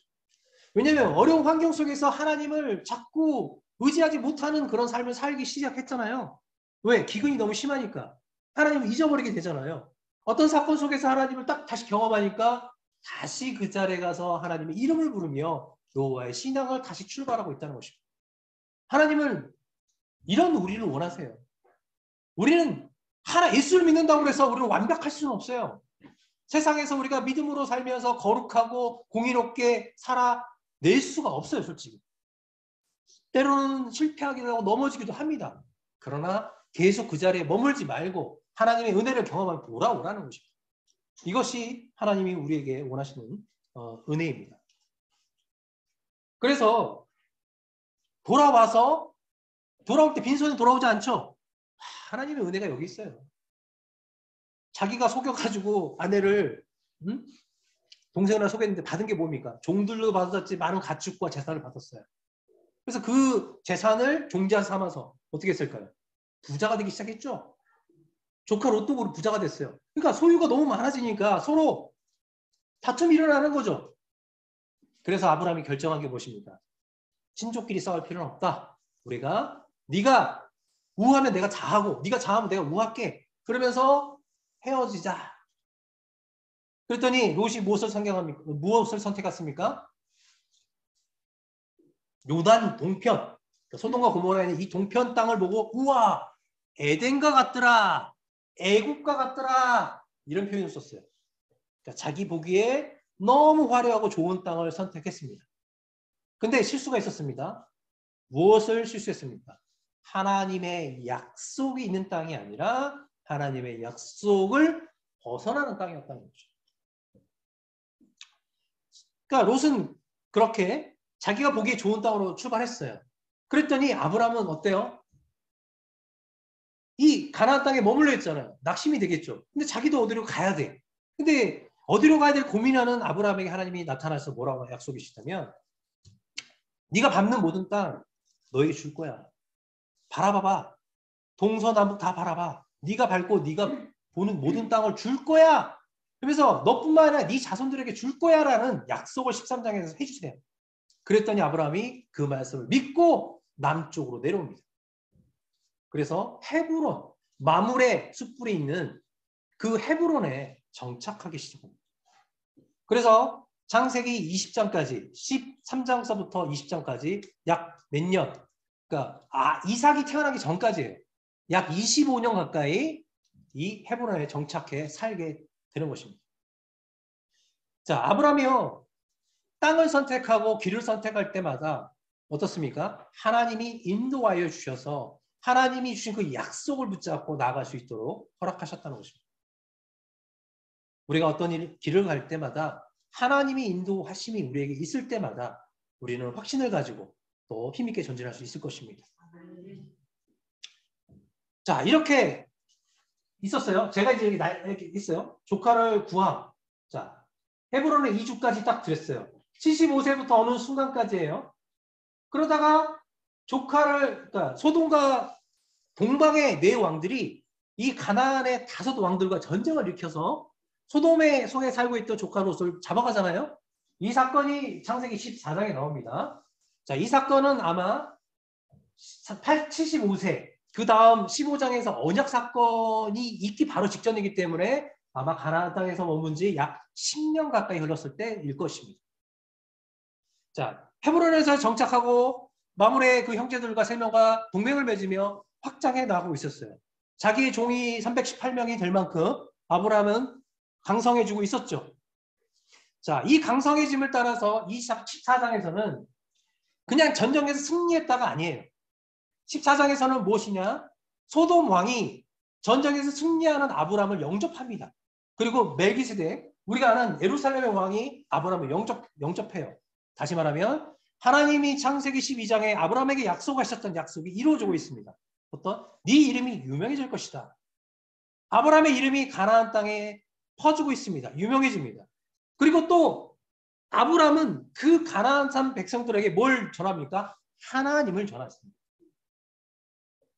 소돔 왕이요. 이런 제안을 합니다. 야, 브라보. 너 진짜 멋져. 전쟁에서 너 정말 승리했구나. 야, 사람은 나에게 다 주고 재산은 너 가져. 재물은 너 가져. 그랬더니 아브라함이 딱 결정합니다. 소돔 왕이 얼마나 비열한 자인지 알기 때문에 야, 내가 너 때문에 부자 됐다고 소문이 날 것 같아. 난 싫어. 나는 하나님을 통해서 부하게 된 거지 너를 통해서 부자가 된 게 아니야. 지금 승리한 것도 나의 힘이 아니라 하나님이 하신 거야 라고 고백을 해요. 그러니까 보면 제가 이 지도가 있는데요. 이 가나안 땅의 전쟁이요. 한 곳에서만 일어난 게 아니에요. 자, 보세요. 이 동방의 왕들이 쳐들어오면서 이 르바 족속, 이 요단 동평에 있는 족속들을 다 쳐요. 그리고 이 남쪽 아래에 있는 아모리, 아말렉 족속까지 다 쳐요. 그리고 나서 여기 소돔과 고모라의 5 왕이 여기서 싸우거든요. 그러면 이 동방에서 오는 왕들을 통해서 이쪽에 있는 족속들, 여기에 있는 족속들, 여기에 있는 족속들 다 피해를 입어서 알죠.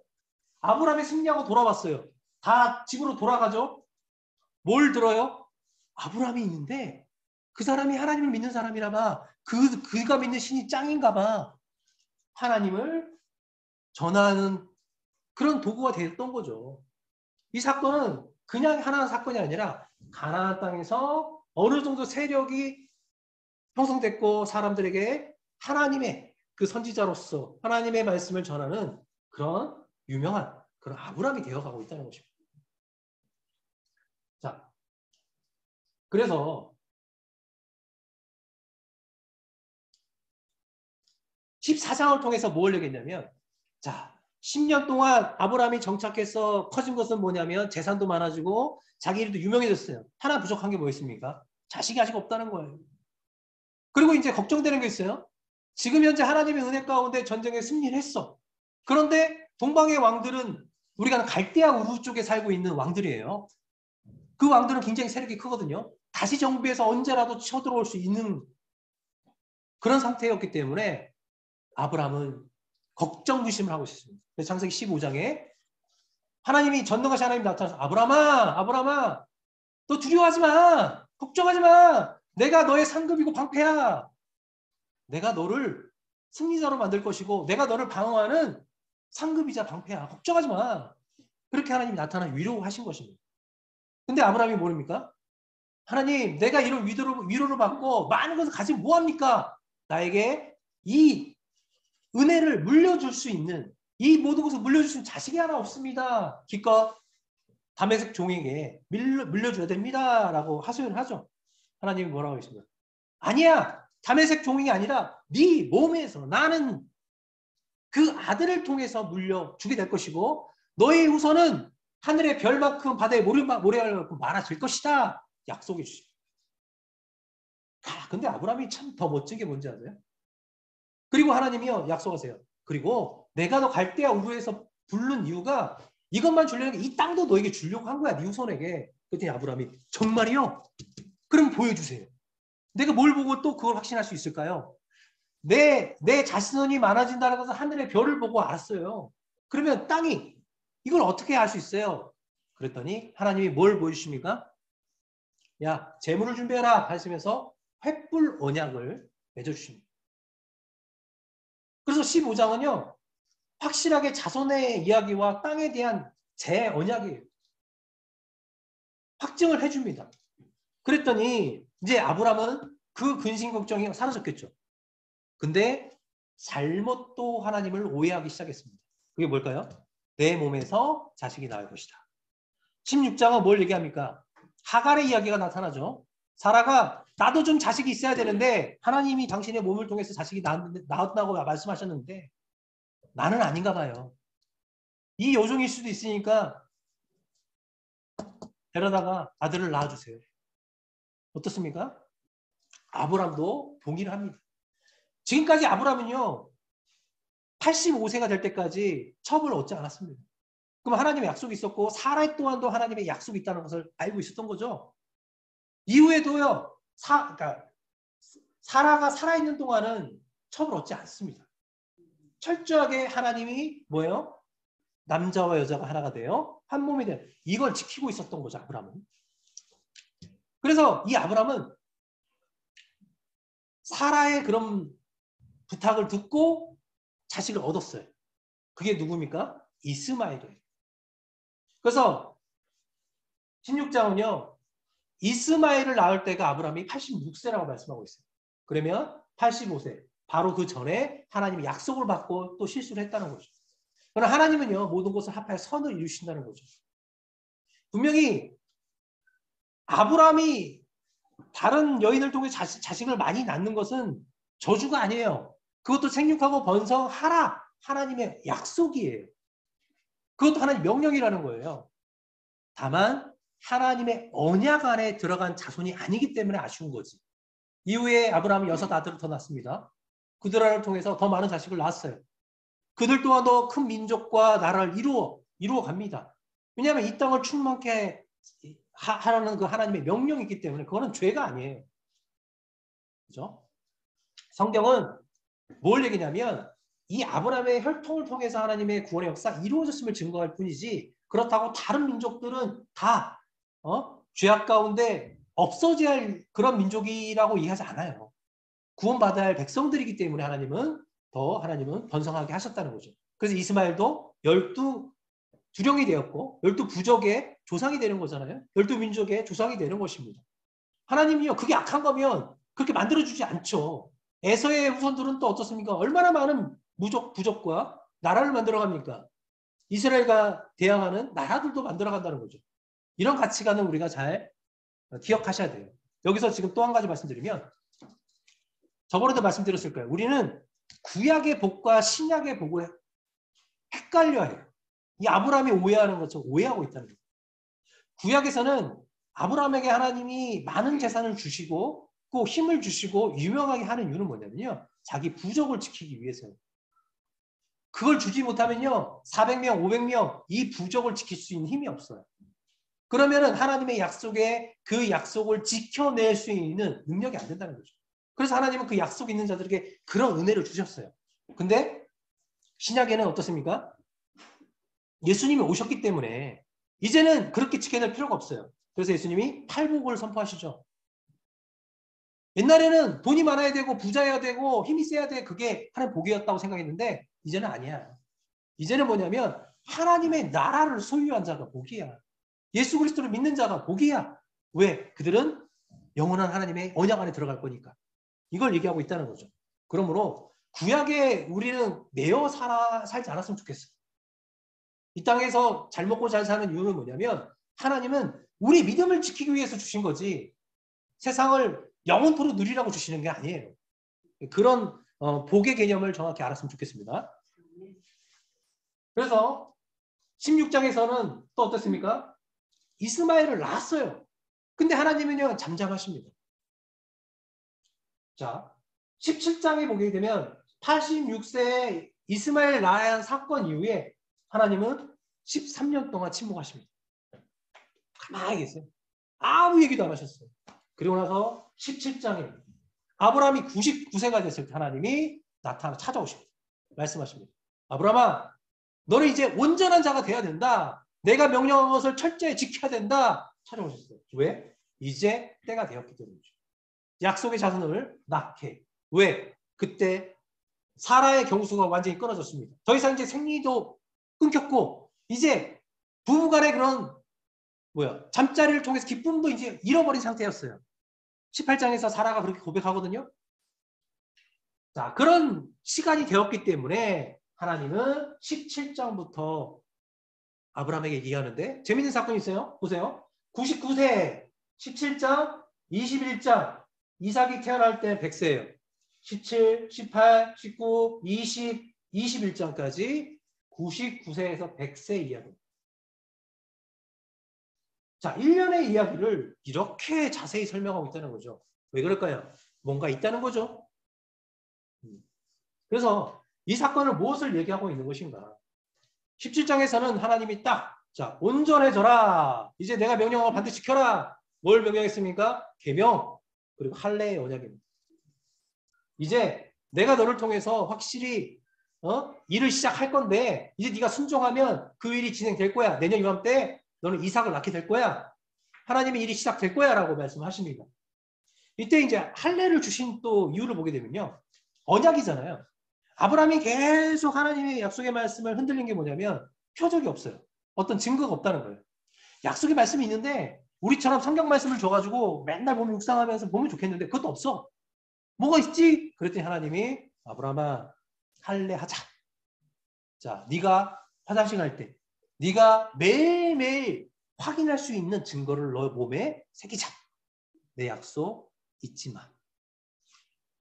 그 약속을 주신 거예요. 하나님은요, 언약이 필요가 없어요. 증거가 필요 없어요. 왜? 완벽하신 분이기 때문에, 영원하신 분이. 그러니까 우리가 연약하니까 하나님은 그 할례 언약을 보고 하나님은 언약이 너에게 있다는 것을 기억하라고 주셨다는 거예요. 그런데 이 할례 언약은 너만 하면 안 돼. 네 이스마엘이 약속의 자손이 아니잖아요. 이스마엘도 시켜. 너의 종들까지 다 해. 네 울타리에 있는 모든 남자들을 할례해. 이게 명령이에요. 이게 말하면 하나님 주신 하나님 백성들에게 준 사명이죠. 나뿐만 아니라 모든 자손들에게, 그렇죠, 영적 할례를 통해서 하나님을 만날 수 있도록 인도하는, 하나님 백성이 되게 하는 길로 인도해야 된다는 거죠. 자, 이것도 보면 나 혼자만 사는 것이 아니라 나와 함께 거하는 자들을 보살피고 그들에게 하나님의 복을 전할 수 있는 자가 되어야 된다는 것입니다. 자, 17장에서 하나님 약속했어요. 문제가 하나 생겼어요. 내년에 이제 하나님 분명히 이삭이 태어난다고 했는데 아브라함을 믿었어요. 근데 못 믿는 사람이 하나 있습니다. 누굽니까? 사라. 18장은 우리가 하나님이 아브라함의 집에 찾아서 음식을 대접받았다. 이렇게 단순하게 생각할 수 있지만 목적이 달라요. 하나님이 뭐 그지같이 뭐 굶으신 분도 아니고 밥 한 끼 얻어먹으러 왔을까요? 그게 아니에요. 17장에서 언약을 줬는데 언약이 이루어지려면 뭐예요? 사라가 반응해야 돼. 절대로 나는 경수가 굵겠고 늙었기 때문에 전혀 이제 잠자리를 안 해. 그럼 어떻게 자식을 낳겠냐 이거죠. 하나님 찾아오셨습니다. 3명 천사 둘과 함께 왔어요. 와서 아브라함에게 대접을 받고 사라 어디냐? 사라에게 얘기하죠. 내년 이맘때 사라가 아기를 낳을 거라고 그랬더니 비웃잖아요. 그랬더니 하나님이 너 왜 웃냐? 내년에 낳을 거야. 전능한 하나님이 하실 수 있어 라고 하셨기 때문에 사라는 어떻습니까? 순종하게 되었다는 거죠. 그게 18장의 이야기예요. 그냥 와서 하나님이 이만큼 고기와 마르고 해서 헌신해서 하나님 기뻐하신다. 그게 아니라 사라를 위해 직접 찾아오셔서 아브라함과 함께 하나님의 언약의 말씀을 이루어낼 수 있도록 하나님 인도해 주셨다는 거죠. 그리고 돌아가는 길에요. 하나님이 아브라함의 배움을 받으면서 그냥 가는 게 아니었습니다. 아브라함아, 내가 앞으로 할 일을 내가 너를 통해서 세상의 모든 민족을 구원할 건데 내가 너를 숨기면 안 되겠지. 내가 소돔과 고모라를 보고 죄악이 가득 차 있으면 심판할 거야. 그걸 알려줬어요. 그러니까 18장에서 딱 헤어지면서 그걸 알려줬더니 아브라함이 그래요? 근데 하나님 의인 50 있으면 어떻게 할 거예요? 그래? 의인 50 내가 멸망 안 시킬게. 40 있으면요. 계속 얘기하죠. 5명씩 줄여가다가 나중에는 10명까지도 줄여가요. 하나님께 아브라함은 계속 물어봐요. 하나님 의인 있으면 어떻게 해요? 내가 멸망시키지 않을게. 하나님의 약속이었어요. 그래서 하나님이 누굴? 그 성에 살고 있는 조카 롯을 구원하십니다. 아브라함과 약속이기 때문에 하나님은 의로운 자와 악인 함께 멸망시키지 않는 분이라는 것을 보여주는 것입니다. 그래서 19장은 그래서 우리가 히브리서에 분명히 그러니까 우리가 아는 롯을 의인이라고 칭했어요. 왜냐하면 의인의 모습이 뭐냐면 롯은 소돔성의 성문 앞에 앉아 있었잖아요. 천사들이 지나가서 영접했어요. 그러니까 성문에 앉아 있었다는 것은 그 시대 지도자들급을 얘기하고 있어요. 자기에게 도움이 필요한 사람들이 와서 부탁하면 재판을 해주거나 그들의 옳고 그름을 판단해주는 그런 역할을 했었어요. 그런 롯이었고 또 지나가는 이방인들을 어때요? 영접하는 그런 모습이었다는 거죠. 근데 소돔은 어떤 모습이었습니까? 소돔은 어리녀부터 남녀노소 어린이서부터 늙은 사람까지 다 악했다라고 말씀하세요. 그리고요 가까운 거리에서부터 멀리 소돔성에 처음부터 끝까지가 다 악했다라고 얘기해요. 그러니까 이 롯의 집에 두 천사들을 범하려고 사람들이 찾아오는데 어떤 사람들이 찾아왔다고 성경은 말하냐면요. 어린아이부터 늙은 사람까지. 가까이서부터 멀리 있는 사람까지. 다시 말하면 소돔의 모든 사람들이 이렇게 악했다는 것을 표현하고 있다는 거죠. 그래서 하나님은 어떻게 합니까? 소돔성을 멸망시켰습니다. 근데 멸망 가운데 조카 롯을 구원하셨다는 거죠. 그러나 조카 롯이 구원받았다 그 모든 후손이 구원받는 게 아니었죠. 그의 자손들은 또 하나님과 멀어지는 그런 민족이 되어서 이스라엘을 대적하는 모압과 암몬의 자손들이 되었습니다. 그래서 이제 이 사건이 이후에 갑자기 창세기 20장을 보게 되면 아브라함이요 이사를 합니다. 자, 이 블레셋으로 이주를 하죠. 왜 이 이주를 할까? 과거에는 어때요? 기근이 생겨서 이주했어요. 그리고 우리가 아는 이삭은요 기근이 생겨서 이주를 했어요. 근데 이때는 조금 달라요. 왜냐하면 이 당시에 헤브론에 이주했을 때 헤브론을 관리하던 사람은 마물의 사람들이 살고 있었어요. 부족들이. 근데 나중에 사라가 죽을 때 막벨라 굴을 살 때는 헷 족속들이 이 땅을 차지하고 있었다는 거죠. 다시 말하면 전쟁이 일어나는 시기였다는 거예요. 근데 왜 이주를 했을까요? 이제 이삭이 나와야 돼. 이삭을 출생해야 되는데 헤브론은 너무 어려운 거예요. 이방 민족들이 쳐들어오고 하면 이삭을 온전히 출생시켜서 장성하게까지 키우지 못하죠. 그래서 어떻게 합니까? 블레셋으로 이주했습니다. 블레셋에 이주했을 때 하나님이 이 아브라함의 인도하시는 그 인도하심이 놀랍습니다. 애굽에서까지 똑같은 사건인 것 같아요. 자기 아내를 누이라고 속였죠. 근데 애굽에서는 어떻게 반응하셨냐면 하나님이 애굽의 바로 왕에게 나타나서 돌려줘. 그걸로 끝났어요. 안 그러면 멸망해. 근데 여기서는 20장에서는 뭐가 다르냐면 블레셋 왕에게 딱 찾아오셔서 나타내셔서 야, 너 아브라함의 아내를 돌려주고 대신에 아브라함은 불러서 기도받아. 그는 하나님의 선지자야. 그가 기도해야지만 너의 모든 질병이 나을 것이고 너의 민족이 구원을 얻을 수 있어. 이렇게 명령하고 있다는 거죠.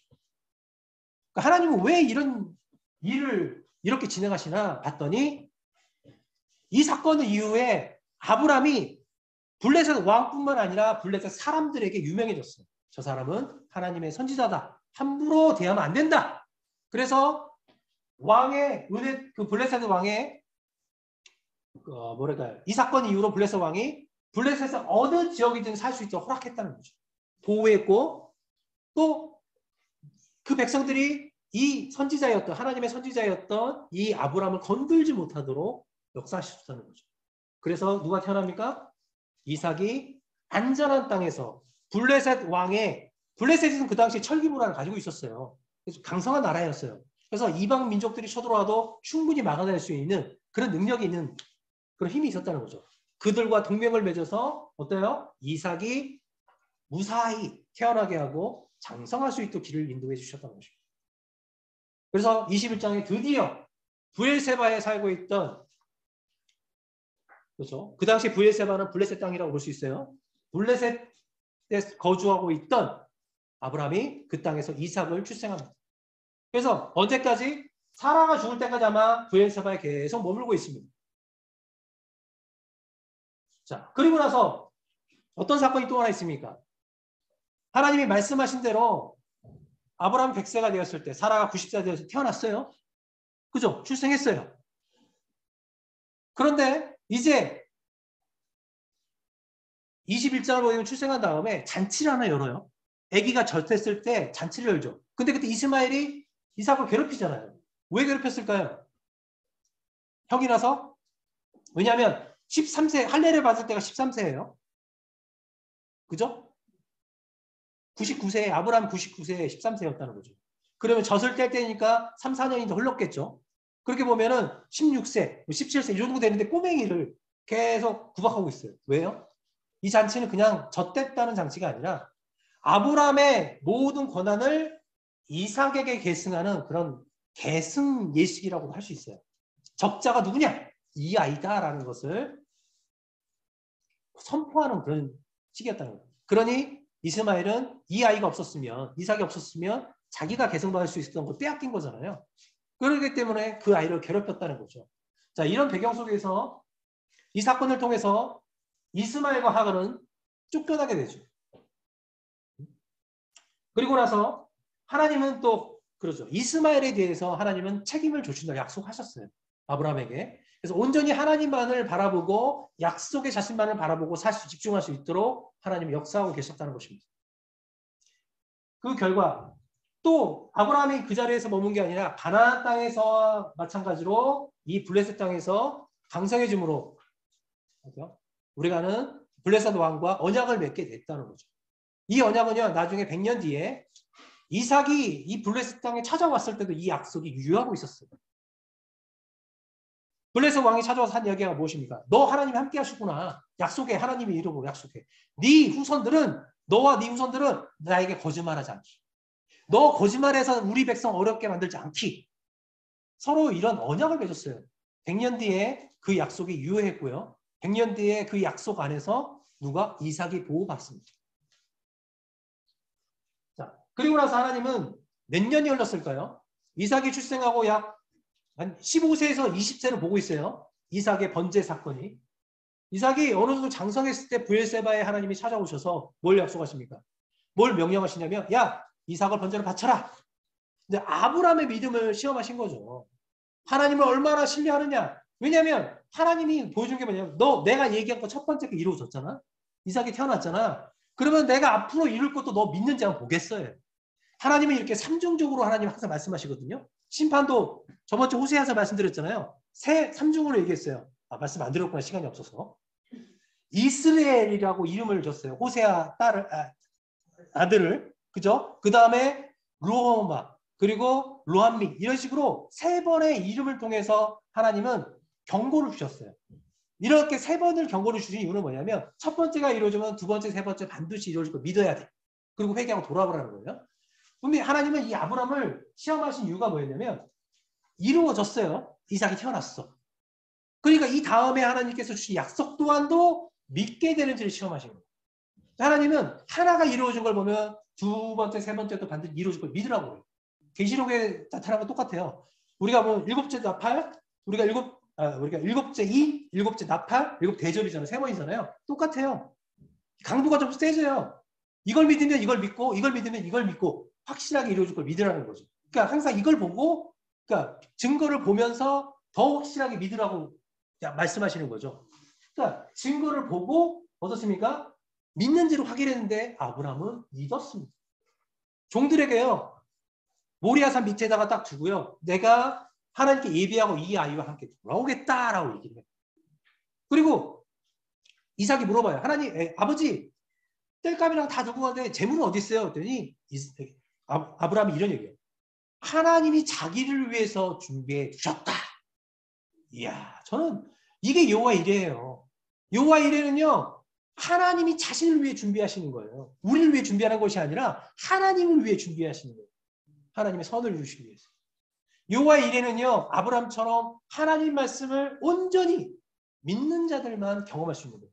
그 약속의 말씀 믿지 못하면 어떻게 자기 자식을 갖다 바치겠어요? 왜? 이삭을 통해서 하나님이 이루신다고 하셨으니까 이삭을 죽여도 하나님 살리시겠다는 믿음이 있었겠죠. 이런 믿음으로 하나님께 순종했을 때 여호와 이레 하나님을 경험할 수 있었다는 거죠. 놀랍죠? 그래서 하나님은 다시 한번 하나님의 이름으로 맹세까지 해주세요. 이게 얼마나 놀라운지 아세요? 어린아이들이 맹세할 때 어떻게 맹세합니까? 내가 우리 엄마 이름 걸고 맹세해. 자기보다 높은 사람을 놓고 맹세해요. 그래서 우리가 하나님을 대고 맹세하잖아요. 근데 하나님은 더 이상 높은 분이 없어요. 하나님보다 더 이상 높은 존재가 없기 때문에 하나님이 자신의 이름을 걸고 맹세했다는 거예요. 이 맹세는 놀라운 맹세예요. 그 확실한 언약을 주면서 그 약속을 이삭에게 계승해 주셨어요. 야, 놀랍죠? 하나님의 역사는.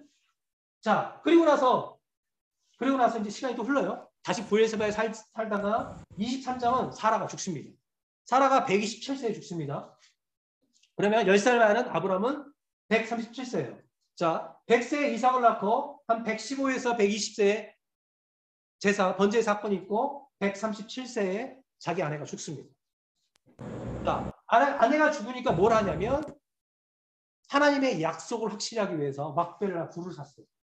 그건 자신을 위한 것뿐만 아니라 후손을 위한 거였어요. 자, 그때 헷 족속에게 찾아가서 샀죠.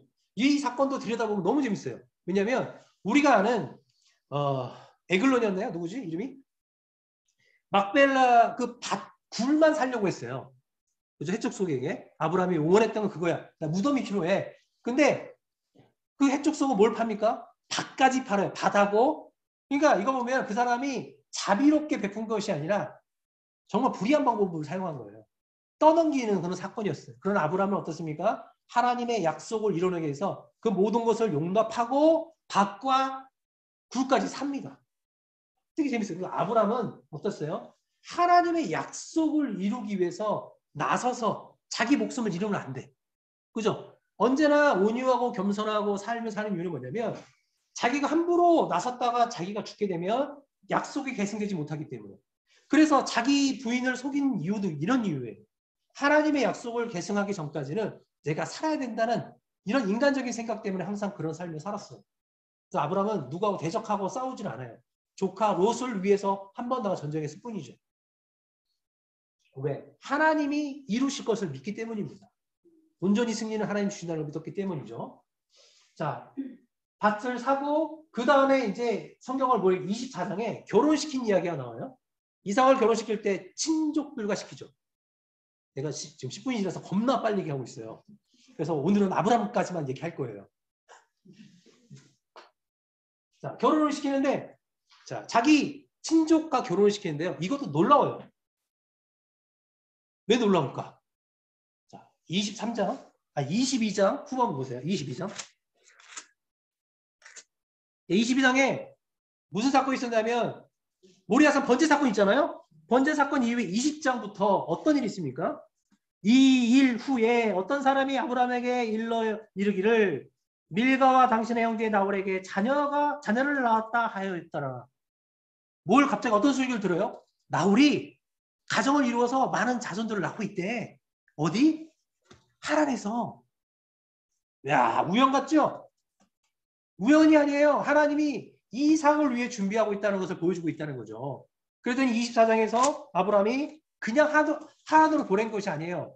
데라가 있는 데라의 성으로 가라. 거기에 내 친족이 있으니 데려와라. 신부감을 명령했다는 거죠.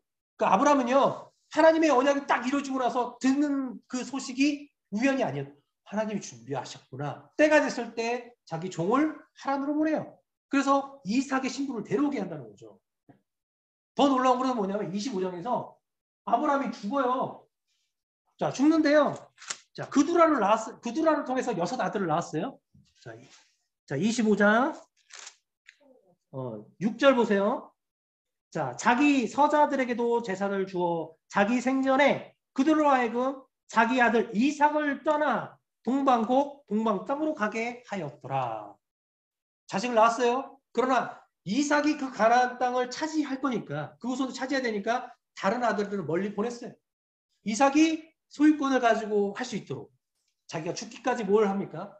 후손들이 이 땅에 대한 소망을 갖게 하기 위해서 자기 무덤을 만들어 놓고 돈을 주고 그리고 이삭이 결혼할 때도 그냥 이 가나안 땅의 민족이 아니라 하나님께서 인도하신 친족과 하나님을 그나마 희미하게 알고 있던 그 족속들과 결혼시켜서 그 약속이 이어져 갈 수 있도록 계승할 수 있는 환경을 만들고 있다는 거예요. 하나님은 끊임없이 우리에게 이것을 요구하고 있는 것입니다. 하나님의 문화를 만들고 끊임없이 그 약속이 계승될 수 있도록 반응하라는 것입니다. 하나님의 말씀은요. 우리에게 일방적으로 우리에게 명령하지 않습니다.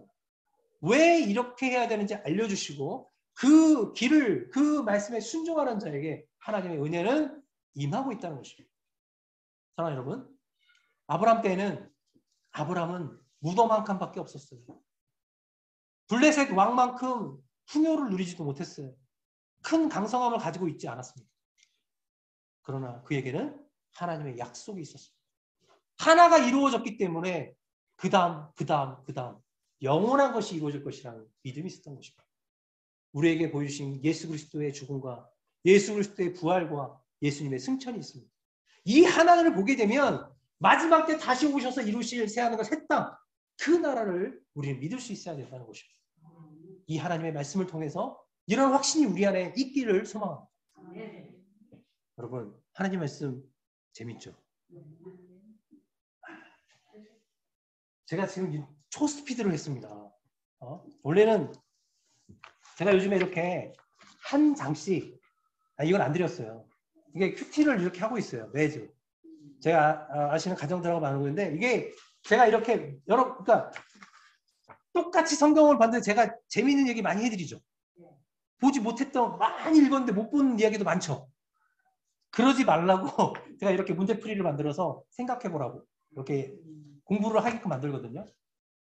이렇게 볼 때마다 이렇게 자세히 봐야지만 하나님의 뜻을 조금씩 찾아갈 수 있는 것 같아요. 이렇게 보다 보면 하나님 말씀 공부하는 게 너무 재밌어요.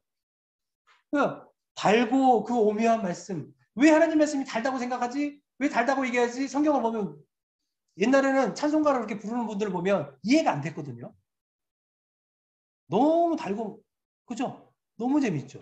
이걸 조금 더 디테일하게 공부하다 보면 더 재밌습니다. 모다교회 성도 여러분, 우리의 만남은 우연이 아닙니다. 그죠? 아브라함이 그 나홀의 수식을 들은 게 우연이 아닌 것처럼 하나님은 우리의 문화를 다시 한번 돌아보게 하시고 이 문화를 지켜내고 이 땅에서 그 일을 이루어 나가길 원하신다는 것입니다. 하나님의 뜻이 하늘에서 이룬 것처럼 이 땅에서 우리의 삶을 통해 이루어지기를 다시 한번 소망하고 여러분 축복합니다. 기도하겠습니다.